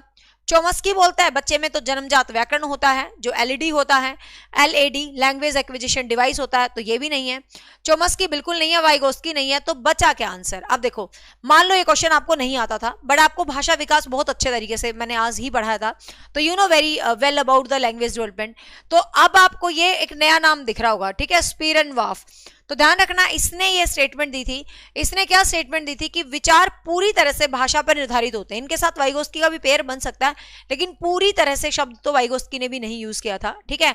तो ये जो बात बोलते हैं, ये स्पेयर एंड वॉर्फ बोलते हैं कि विचार पूरी तरह से भाषा से बनते हैं, मतलब भाषा से विचार बनते हैं। जबकि प्याजे क्या कहता है, विचार से भाषा बनती है। हाँ, सेम स्टेटमेंट वाइगोस्की भी बोलता है कि भाई जो आपकी भाषा और विचार हैं, लेकिन वो अलग तरीके से स्टेटमेंट देता है कि भाषा और विचार शुरू में अलग होते हैं, बाद में जाके एक हो जाते हैं, तो इस तरीके से वो स्टेटमेंट देता है, ठीक है। नेक्स्ट है, भाषा और विचार की परस्पर निर्भरता पर दो विचार अलग अलग हैं। ये कह रहा है the two views on the interdependence of the language and thoughts different, कि भाषा और विचार अलग अलग सी चीज होती है, ठीक है। ये क्या कह रहा है कि जो भाषा और विचार होते हैं वो अलग अलग सी चीज होती है, तो कौन सा थॉट इस चीज पर डिपेंडेंट है, मतलब भाषा और विचार की परस्पर निर्भरता के दो अलग अलग बात है, तो कौन सी स्टेटमेंट आपको बताती है, ठीक है। नेक्स्ट देखिए, the interdependent between the language and thoughts, भाषा और विकार के बीच अन्योन्याश्रयता, मतलब एक भाषा और विचार एक दूसरे पर निर्भर होते हैं। Their view on the whether language thought solve the problem, भाषा और विचार समस्या का समाधान करते हैं। Their view on whether language determines thoughts and मतलब वाइस वर्सा, भाषा विचार निर्धारित करती है या नहीं, इस पर उनके विचार, या नन ऑफ अबव। अब इस क्वेश्चन को ना थोड़ा सा ध्यान से समझिए और सीखिएगा। ये क्या बोल रहा है कि भाषा और विचार की परस्पर निर्भरता अलग अलग होता है, मतलब ये कह रहा है भाषा और विचार की जो डिपेंडेंसी होने वो एक दूसरे से हटके होती है, मतलब ये नहीं कह रहा डिपेंड होता, वो कहता है एक दूसरे से हटके होता है। तो कौन सा स्टेटमेंट उस चीज को दिखा रहा है, ठीक है। तो ये स्टेटमेंट तो दिखा रहा है कि डिपेंडेंट होते हैं, ये स्टेटमेंट दिखा रहा है कि एक दूसरे का समाधान निकाल देती है, बट ये तो बोल रहा है कि दो अलग विचार हैं, तो दो अलग पॉइंट ऑफ व्यू है, तो क्या बोलेंगे कि ये तो वाइस वर्सा है, ये दो अलग पॉइंट ऑफ व्यू है, ठीक है, क्योंकि ये स्टेटमेंट में क्या बोल रहा हूं, दोनों अलग पॉइंट ऑफ व्यू है, तो अलग पॉइंट ऑफ व्यू है, तो थर्ड दिखाएगा। यदि ये कहता भाषा और विचार की परस्पर निर्भरता पर दो अलग अलग है, मतलब भाषा और विचार एक दूसरे पर निर्भर हैं, ये दो स्टेटमेंट बिल्कुल अलग अलग हैं, तो इसका मतलब क्या है कि भाई ये जो पॉइंट ऑफ व्यू है वाइस वर्सा है, एक दूसरे से अलग है, किसी की भाषा अलग है, किसी के विचार अलग है, किसी की थॉट अलग है, और किसी के थिंकिंग अलग है। तो आंसर रहेगा 3। नेक्स्ट है यह सिद्धांत कि हम एक भाषा अधिग्रहण उपकरण के साथ पैदा हुए हैं। किसके द्वारा यह सिद्धांत दिया गया है कि हम एक भाषा उपकरण के साथ, भाषा अधिग्रहण उपकरण, ठीक है, तो भाषा अधिग्रहण उपकरण के साथ हम पैदा हुए हैं। तो ये बात किसने बोली है भाई?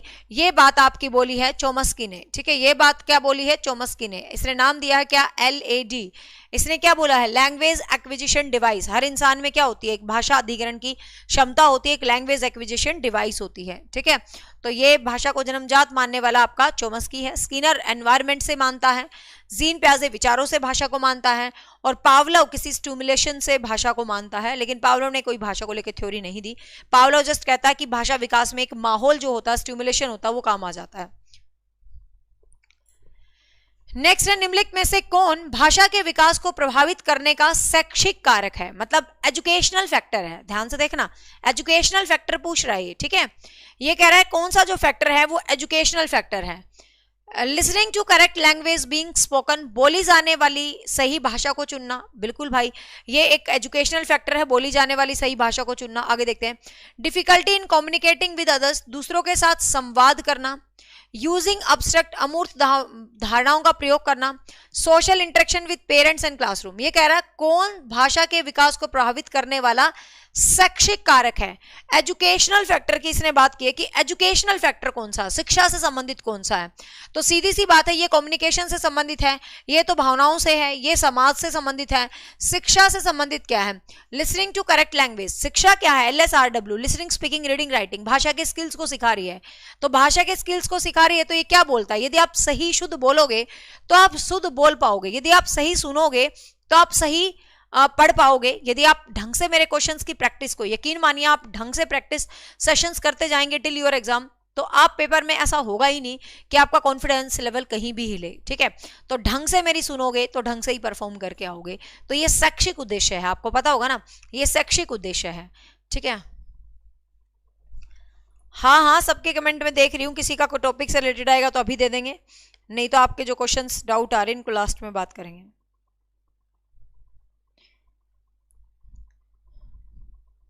किसी भी एग्जाम में कितने मार्क्स क्वालिफाइंग माने जाएंगे, ये सिर्फ एलिजिबिलिटी टेस्ट के लिए श्योर होता है, नौकरी वाले एग्जाम के लिए कभी भी श्योर नहीं होता। वो पेपर के बाद ही पता चलता है पेपर कैसा आया था। पेपर आसान आएगा तो सीधी बात है कट ऑफ हाई जाएगी, पेपर मुश्किल आएगा तो कट ऑफ कम जाएगी। यार सोचने की बात है, ये पहले ही धारणाएं मत बनाया करो, है ना। ना आरती लाइक लुइक नहीं करते, बालक कति महानिगम में है ये। देखो इतने बच्चे देख रहे हैं, लाइक तो बिल्कुल नाम नाम के करते हैं, करते ही नहीं है। आरती बेचारी बीच में याद दिलवा रही है, ऋतु नहीं आएगी। चलो आगे चलते हैं। किस मनोवैज्ञानिक ने यह सिद्धांत प्रतिपादित किया था कि जिसने अंतःक्रिया को बालक के भाषा विकास में सबसे महत्वपूर्ण माना था? कौन सा मनोवैज्ञानिक है जो कहता है कि अंतःक्रिया जो इंटरेक्शन होती है वो भाषा में सबसे महत्वपूर्ण होती है? तो बताया था अंतःक्रिया, अंतःक्रिया सबसे महत्वपूर्ण किस में होती है? तो अंतःक्रिया की बात किसने बोली थी? तो इंटरेक्शन की बात, बच्चा होता है समाज में इंटरेक्ट करता है, सीखता है, तो इंटरेक्शन की बात किसने बोली थी भाई? लेव वाइगोस्की ने, ठीक है। तो किसने बोली थी? वाइगोस्की का ही मानना है कि भाषा को इंटरेक्शन से बोला जाता है, ठीक है, इंटरेक्शन से सीखा जाता है। तो आपको ध्यान रखना है वाइगोस्की, ठीक है। नेक्स्ट है भाषा का कौन सा सिद्धांत दावा करता है कि भाषा अनुकूलन का एक उत्पाद है?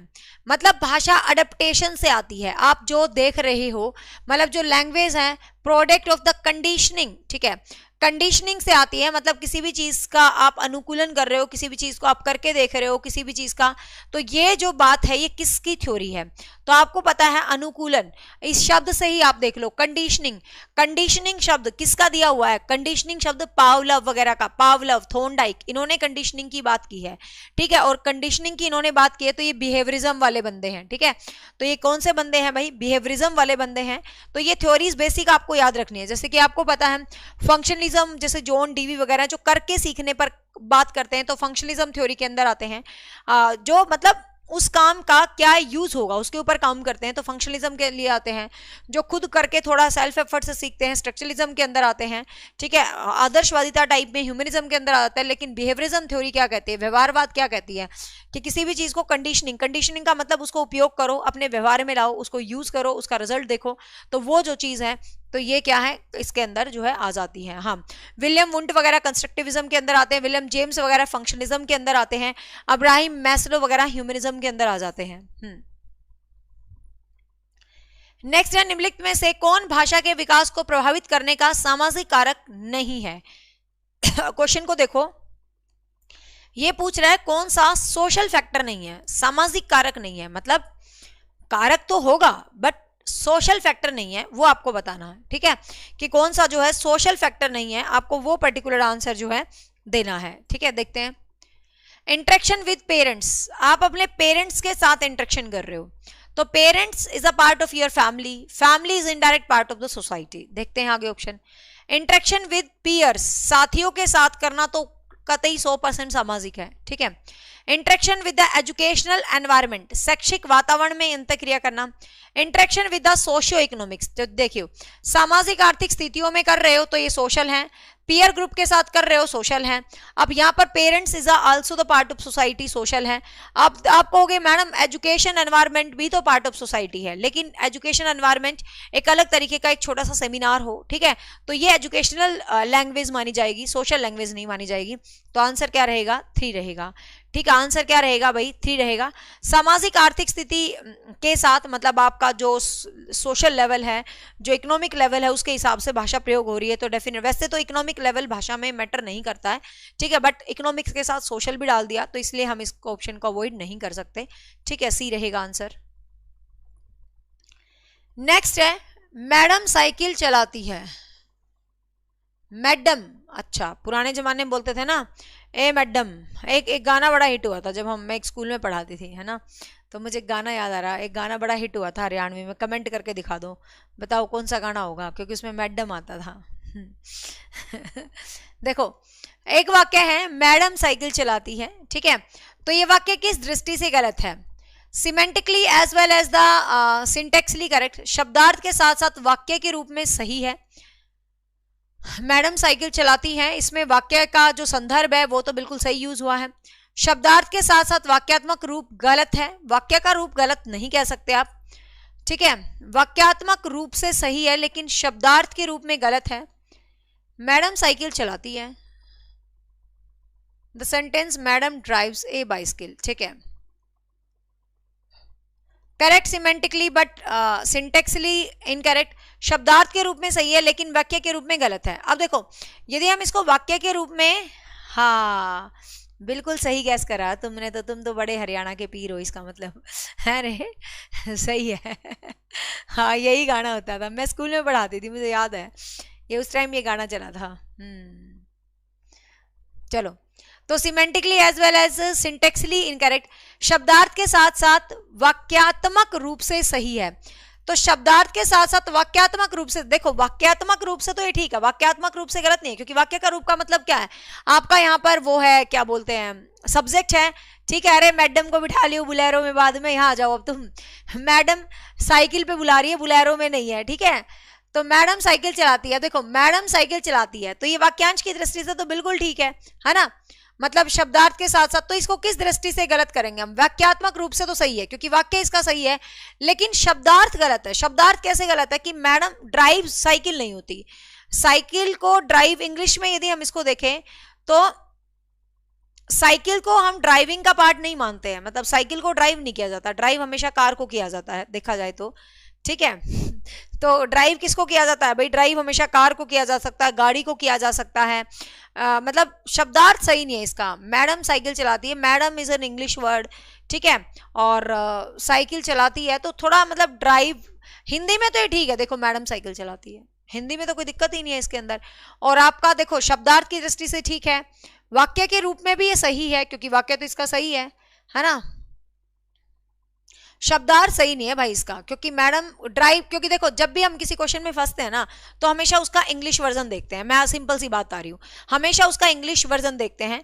तो ड्राइव नहीं की जाती साइकिल कभी भी, ठीक है, ड्राइव नहीं की जाती साइकिल। तो ये इसका जो सिस्टम है ना ये गलत यूज हुआ। करेक्ट वाक्यात्मक रूप से सही है लेकिन शब्दार्थ रूप से गलत है, शब्दार्थ रूप से सही है लेकिन वाक्यात्मक रूप से गलत है। देखो वाक्य के रूप में तो ये ठीक है, इसका इस ऑप्शन को तो काट दो। ठीक है, एक मिनट, वाक्यात्मक रूप में सही है, इस ऑप्शन को भी काट दो। शब्दार्थ के साथ साथ वाक्यात्मक रूप से गलत है, वाक्यात्मक रूप से तो सही है। ठीक है, तो वाक्यात्मक रूप से तो सही है, लेकिन इसका जो शब्द अर्थ है वो गलत है, क्योंकि मैडम बाइसिकल राइड की जाती है, ड्राइव नहीं की जाती है। ठीक है, तो आंसर सी ही निकलेगा। क्योंकि वाक्य के रूप में सही कैसे है? वाक्य का मतलब क्या? उसके अंदर एक क्रिया होनी चाहिए, उसके अंदर एक आपका संज्ञा सर्वनाम होना चाहिए, क्रिया उस वर्ब के हिसाब से यूज होनी चाहिए, तो ये सारा ठीक है सिस्टम। नेक्स्ट देखिएगा, निम्नलिखित में से कौन सा तथ्य है इस सिद्धांत को दर्शाता है? सुदेश, अब भी आप मेरी क्लास क्यों लगाते हो? ये लड़की अपनी पीजीटी में सिलेक्ट है, पीजीटी लेक्चरर लग चुकी है ये, फिर भी पता नहीं रोज मेरा लाइव सेशन क्यों ही देखती है नौकरी लगने के बाद भी। मैं देखती हूँ रोज कमेंट में आते हुए ना, क्यों देखती है भाई? अब नौकरी लग गई, अब भी बता मेरा सेशन क्यों झेल रही है मेरे को खामखा। देखो अब, which of the following fact illustrate the principle that language carries our thoughts? निम्नलिखित में से कौन सा तथ्य इस सिद्धांत को दर्शाता है कि भाषा हमारे विचारों का वहन करती है? कि भाषा किससे निकलती है भाई? भाषा हमारे किससे निकलती है? विचारों से निकलती है, मतलब भाषा हमारे विचारों की देन है। तो कौन सा फैक्टर ये बताएगा? Our thinking process is disturb if we have a deficiency of language. भाषा की कमी होने पर हमारी सोचने की प्रक्रिया बाधित होती है। Language is a medium of expression of our experience. भाषा हमारे अनुभव की अभिव्यक्ति का माध्यम है। ये कह रहा है निम्नलिखित में से कौन सा तथ्य है इस सिद्धांत को दर्शाता है? मतलब ये किस सिद्धांत को दर्शा रहा है भाई? कि भाषा हमारे विचारों को वहन करती है, मतलब जो हम, मतलब इनडायरेक्ट जो हमारे विचार हैं उससे भाषा निकलती है, सीधी सी बात ये है, मतलब प्याजे का पॉइंट है ये। तो language is a medium of express of our experience. अगला देखते हैं, our thinking process is disturb when we have deficiency of language. नहीं। अगला देखते हैं, language is the code of our cons. ये कोई सीन नहीं है, ये भी कोई सीन नहीं है। अब देखिएगा, our thinking process is disturb if we have a deficiency in language. भाषा की कमी होने पर हमारी सोचने की प्रक्रिया बाधित हो जाती है। गलत। ठीक है, आंसर क्या रहेगा? 2 रहेगा।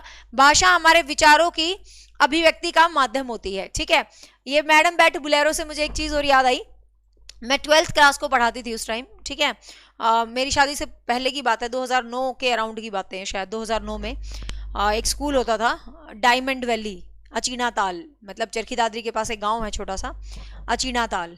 डायमंड वैली स्कूल में पढ़ाया था मैंने, कुछ ही दिन पढ़ाया था।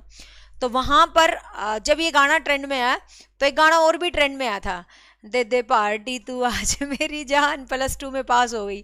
मेरे पास +2 क्लास थी, एक साइंस का सेक्शन था, उसमें सारे लड़के ही लड़के थे, एक आर्ट का भी था, लड़के लड़कियां थी। फिर लड़के कहते जी पूरा साल तो आपने बहुत कंट्रोल करके रखा हमारे ऊपर, डस्टर मारते हो हमें, देखना जब हम पास होएंगे ना ये गाने गाएंगे, खूब नाचेंगे इस गाने में।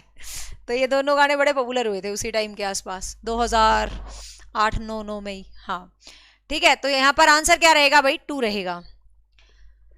चलो अगला है, भाषा हमारी विचार प्रक्रिया को, जो भाषा होते हैं वो हमारी विचार प्रक्रिया को टोटली गवर्न्स, पूरी तरह से नियंत्रित करते हैं, इन्फ्लुएंस करते हैं, निर्धारण नहीं कर सकते, इन्फ्लुएंस करते हैं डेफिनेटली। ये नहीं कहेंगे टोटली। तो ये गाना बहुत ट्रेंड करा था 12th का रिजल्ट आया जब। ठीक है, तो यहां पर आपको ध्यान रखना भाई, सीधी सी बात है, भाषा हमारे विचार प्रक्रिया को प्रभावित करती है, ना कि टोटली, ना कि इन्फ्लुएंस नहीं करती, प्रभावित करती है, सीधी सी बात है। आसान सा क्वेश्चन है। नेक्स्ट है, निम्नलिखित में से किस जोड़ी के सही मिलान होने की सबसे कम संभावना है? कम संभावना है, कम कहने का मतलब यहां पर कुछ बात लिखी होंगी, उसके सामने उसका मनोवैज्ञानिक लिखा होगा। ठीक है, लेकिन एक बात है जिसकी पॉसिबिलिटी कम है, तो आपको वो बात बतानी है किसकी पॉसिबिलिटी कम है। यस, ये क्लास डेली होती है, मंडे टू फ्राइडे रात 9 बजे। ठीक है, और ये सीरीज डेडिकेटेड है TET exam and Haryana JBT screening. TET कोई भी हो, C TET, UP TET, REET, MP TET, ऑनेस्टेट तो है ही हमारा। देखिए, हाँ, निम्नलिखित में से किस जोड़ी के सही मिलान होने की सबसे कम संभावना है? कम कम पूछा है। ठीक है, children enter in the world with the certain knowledge of language. बच्चा भाषा के ज्ञान के साथ पैदा होता है, 100% सत्य है भाई, चोमस्की ने बात बोली है, इसलिए कम बताया है, तो इसका मतलब सबसे कम वाली चूज करेंगे, ये तो श्योर वाली है। Language and thoughts are initially 2 different activities, बिल्कुल ठीक है। लैंग्वेज एंड थॉट्स इनिशियली अलग अलग होते हैं, बाद में जाकर एक हो जाते हैं, तो ये बात वाइगोस्की ने बोली है, बिल्कुल सही है।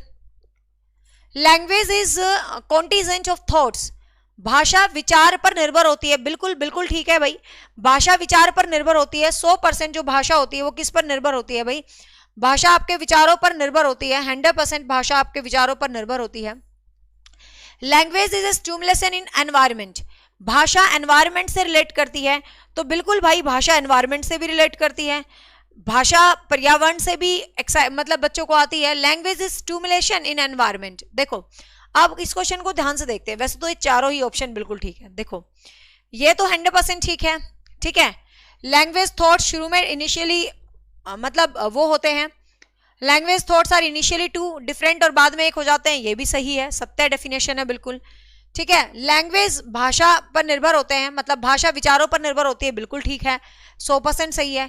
लैंग्वेज इज ए स्टिमुलेंट, ये है ना कटा हुआ, स्टिमुलेशन होगा इन एनवायरमेंट, ये बोली है बीएफ स्किनर ने। भाषा पर्यावरण में एक उत्तेजना है। देखो बीएफ स्किनर ने दी है डेफिनेशन, बट उसने ये थर्ड को कैसे एलिमिनेट कर सकते हो भाई, भाषा विचार पर निर्भर होती है, बिल्कुल सही। प्याजे ने यही तो बोला, विचार से भाषा बनती है, तो सही है। अब यहां पर देखो ये जो फोर्थ ऑप्शन है ये क्लियर मेंशन नहीं है। वैसे तो जो चौथा ऑप्शन है स्किनर क्या बोलता है, स्किनर भी तो यही बोलता है कि भाषा जो है एनवायरमेंट से मिलती है, ठीक है ना। एनवायरमेंट में बच्चा अलग अलग तरीके से जैसे जैसे सीखता है, ठीक है, भाषा एनवायरमेंट से मिलती है। 100% स्किनर का जो पॉइंट ऑफ व्यू है वो सही है कि भाषा किससे मिलती है भाई, एनवायरमेंट से मिलती है। लेकिन एनवायरमेंट की उत्तेजना ऐसे शब्द स्किनर ने यूज नहीं करे हैं। वैसे तो देखा जाए इसका डी ऑप्शन भी ठीक है। यदि हम डिटेल में समझे तो स्किनर ने क्या बोला था कि जो भाषा है वो एनवायरमेंट में, जैसे एनवायरमेंट में बच्चा जाता है वो वैसी ही भाषा को सीख लेता है। लेकिन उसकी डेफिनेशन में उसने कहीं ये नहीं बोला कि ये स्टिमुलेशन है, ये कोई उत्तेजना है, इस तरीके के शब्दों को स्किनर ने यूज नहीं किया। उसने सिंपल बोला है कि जो बच्चा होता है वो भाषा को वातावरण से सीखता है। एक बच्चा जैसे ही वातावरण में जाता है वो उसी प्रकार की भाषा को सीख जाता है। तो ये फिर देखो सीधी सी बात है, बाकी तीन तो डैम श्योर हैं, तो इसीलिए हम डी वाले को ऑप्शन में एलिमिनेट करेंगे, क्योंकि स्टिमुलेशन शब्द का कहीं भी इसने यूज नहीं किया है। स्टिमुलेशन पावलोव से रिलेटेड चीज है, इसने रीइंफोर्समेंट को यूज किया था, ठीक है। इसने कहा था रीइंफोर्समेंट करता है एनवायरमेंट, स्टिमुलेट नहीं करता है एनवायरमेंट, ठीक है। तो इस एक शब्द से आप इसको एलिमिनेट कर दो और आंसर रहेगा 4, ठीक है। हाँ तो विचार भाषा पर नहीं, विचार भाषा पर आधारित नहीं है। प्याजे का मैंने क्या लिखवाया था, ध्यान से सुनो, मैंने तुम्हें शॉर्टकट भी दिया था। प्याजे क्या बोलता है कि मेरा बच्चा बड़ा ज्ञानी है, मेरा बच्चा बड़ा विचारमान है। तो प्याजे ने क्या बोला था कि विचार पहले आते हैं, भाषा बाद में आती है। तो इसका मतलब जो भाषा है वो विचारों पर आधारित होगी। डेफिनेशन को कैसे ही बदल लो, इसने उल्टा लिख दिया। देख भाषा विचार पर निर्भर है, एक ही तो बात है, विचार से भाषा आती है। क्वेश्चन को समझना, थोड़ा दिमाग लगाओ हर चीज का। मैंने तुम्हें क्या समझाया था याद करो, 11 बजे तो समझाया था यार, इतना कैसे भूल सकते हो। मैंने क्या समझाया था कि जो प्याजे का बच्चा है, प्याजे क्या बोलता है, मेरा बच्चा ज्ञानी। मैंने तुम्हें शॉर्ट ट्रिक भी बताया था। प्याजे कहता दुनिया के बारे में सर्जन करता है, मेरा बच्चा तो बड़ा ज्ञानी है, मेरा बच्चा तो बड़ा विचारमान है। अब प्याजे का बच्चा विचार वाला है तो उसके विचारों से ही भाषा आती है, तो इसको उल्टा करके लिख दिया। बात तो बराबर ही है ना कि भाषा विचारों पर निर्भर होगी, तो एक ही तो बात होगी, बात कहां से पलट गई, है ना। बात एक ही है, उल्टा करके लिख दिया इसको। क्लियर। स्टिमुलेशन की बात कहीं स्किनर की लिखवाई थी मैंने, रीइंफोर्समेंट की लिखवाई थी, ठीक है। तो आंसर रहेगा 4। चलो नेक्स्ट है, निम्नलिखित में से कौन सा कथन भाषा और विचार पर प्याजे और वाइगोस्की के विचारों का सही वर्णन करता है। मतलब एक स्टेटमेंट है जो कुछ कुछ प्याजे और वाइगोस्की की बातों से मिलती है, तो वो आपको बताना है, ठीक है। According to Piaget, thoughts encourage first, and according to Vygotsky, language has profound effect on the thoughts. प्याजे के अनुसार विचार सबसे पहले आता है और वाइगोस्की के अनुसार भाषा का विचार पर गहरा प्रभाव होता है। बिल्कुल ठीक है, पहली स्टेटमेंट 100% सत्य दिख रही है। According to Vygotsky, thoughts पहले आते ही नहीं वाइगोस्की में, ठीक है। बोथ लैंग्वेज नहीं, ये फर्स्ट ही ठीक है भाई। प्याजे बोलता है कि थॉट्स पहले प्रोसीड होते हैं और वाइगोस्की क्या कहता है, language has profound affect on the thoughts, और भाषा का मतलब थॉट्स के ऊपर काफी गहरा प्रभाव होता है, इंटरेक्शन से सीखते हैं, ठीक है। तो यहां पर आंसर 1 रहेगा। नेक्स्ट है लेव वाइगोस्की के अनुसार, वाइगोस्की क्या कहता है भाई, सेम वही क्वेश्चन आ गया दोबारा। Language develop changing the nature of human thoughts, भाषा विकास मानव विचार की प्रकृति को बदल रहा है। Interaction with adult and peer doesn't influence the language, doesn't influence तो बिल्कुल नहीं आएगा क्योंकि इसका तो अडल्ट के साथ इन्फ्लुएंस बहुत तगड़ा है, ठीक है। Culture plays a very small role, small role नहीं प्ले करता है, इसकी थ्योरी में तो कल्चर बहुत बिग रोल प्ले करता है। Children learn language through a language acquisition device, language acquisition device से इसका बच्चा नहीं सीखता, वो तो चोमस्की का बच्चा सीखता है, ठीक है। ये भी गलत हो गया, तो आंसर क्या हो गया 1। Language development changing the nature of human thoughts, कि मानव भाषा का जो विकास होता है वो उसकी धीरे धीरे प्रकृति को बदलता रहता है, ठीक है। हाँ इंग्लिश की भी प्रैक्टिस करवाएंगे सारे, अभी तो पेपर बहुत दूर है, तुम्हें इतनी प्रैक्टिस हो जाएगी, टेंशन ना लो, बहुत हो जाएगी। रेगुलर ये 9 to 5 वाली, 9 to 5 बोल रही हूँ, 9 से 10 वाली क्लास मत छोड़ना, मंडे टू फ्राइडे। यदि इस क्लास में आप रेगुलर रहते हो और कॉन्सेप्ट आप पहले पढ़ के आ रहे हो और फिर आप प्रैक्टिस करते हो, दुनिया की कोई ताकत तुम्हारे सेक्शन को रोक नहीं सकती है, ठीक है। क्लियर। तो ये लैंग्वेज डेवलपमेंट मैंने आज पढ़ाया था, इसलिए लैंग्वेज डेवलपमेंट के क्वेश्चन मैंने करवा दिए। प्याजे पढ़ाया था आज, प्याजे के क्वेश्चन मैं पहले ही करवा चुकी हूँ, ठीक है भाई। हाँ, बुक ये है मेरी, ये मेरी बुक है, ठीक है ना। ये बुक है, ये सीडीपी की है एंड इसके अंदर टीचिंग एप्टीट्यूड के भी काफी अच्छे चैप्टर्स दिए हुए हैं। किसी भी टेट एग्जाम के लिए, कोई मर्जी आप टेट दे रहे हो, UP TET, C TET, REET, MP TET, whatever TET is, ठीक है, तो ये बुक आपके लिए मोर देन सफिशिएंट है। इवन जो जेबीटी भर्ती का सिलेबस आया है वो सारा का सारा इसके अंदर है, क्योंकि वो टेट का ही सिलेबस आया है, ठीक है। हर चैप्टर है, हर चैप्टर के बाद उसके क्वेश्चन है, सब कुछ है। चलो ठीक है भाई, आज के लिए इतना ही है। लैंग्वेज डेवलपमेंट के ही लेते हैं, थिंकिंग भी लाई थी साथ में बट ज्यादा हो जाएगा। लैंग्वेज डेवलपमेंट आई होप आपको एकदम अच्छे से क्लियर हो गया होगा, अब कोई दिक्कत नहीं रहेगी। चलो ठीक है भाई, अब जो बच्चे 2-3 क्वेश्चंस पूछ रहे थे मैं उनका रिप्लाई कर देती हूँ।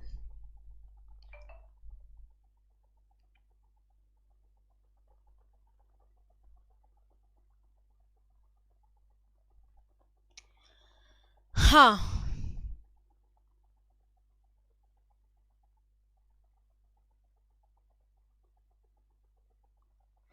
उमा एमसीक्यू का बैच मैं कभी नहीं लाती हूँ, क्योंकि एमसीक्यू मैं हमेशा यूट्यूब पर ही करवाती हूँ। फिर यूट्यूब वाले स्टूडेंट्स को क्या करवाऊंगी, क्योंकि जो चीज़ बैच में आ जाती है फिर कहीं ना कहीं उसको हम यूट्यूब पर ज़्यादा नहीं करवा पाते हैं। रीज़न इज डैट फिर बच्चों को लगता है यार इस चीज़ के तो मैंने पैसे दे दिए, ये तो मैडम यूट्यूब पे करवा रही है। तो कहते हैं ना, जिस चीज़ की तुमने फीस भरी है फिर तुम्हें वहाँ कुछ अलग ना मिले तो तुम तो फिर मेरा गला ऐसा दबा दोगे, मैडम क्या फ़ायदा हुआ बैच लेने का है। तो इसीलिए मैं एमसीक्यूज कभी भी बैच नहीं लाती हूँ, क्योंकि यूट्यूब पर मैं इतने एमसीक्यू करवा देती हूँ कि सबका बहुत बहुत ज़्यादा भला उससे हो जाता है। तो बैच में तो काम किया जाता है कॉन्सेप्ट पर, और कॉन्सेप्ट से बाहर कोई एमसीक्यू नहीं बनता है। तो work on the concept. I think आज एक भी क्वेश्चन ऐसा नहीं लगा होगा जो तुम्हें ना आता हो, है ना। तो कॉन्सेप्ट पर काम करो, सबसे जरूरी है, सबसे इंपॉर्टेंट चीज होती है concept, work on the concept. आगे की बात, हाँ हाँ भावना, इंटेलिजेंस के क्वेश्चन कल ले लेंगे, ठीक है।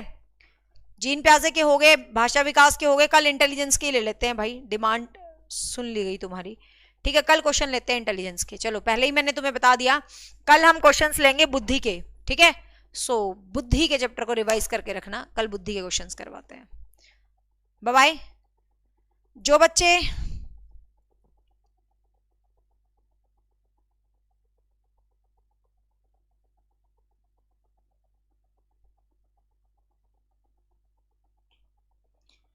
मैम जेबीटी का बैच लेना था, बाय मिस्टेक एस्टेट परचेज कर लिया, कुछ हो सकता है क्या? बिल्कुल हो सकता है PK Kaushik, you are at Achievers Academy यार। गलती हुई है तो बैच चेंज हो जाएगा, टेंशन लेने की जरूरत नहीं है, एकेडमी पर फोन कर देना, ठीक है ना। 24 घंटे के अंदर तुम अपना बैच चेंज करवा सकते हो, गलती से खरीदा गया कोई दिक्कत नहीं है।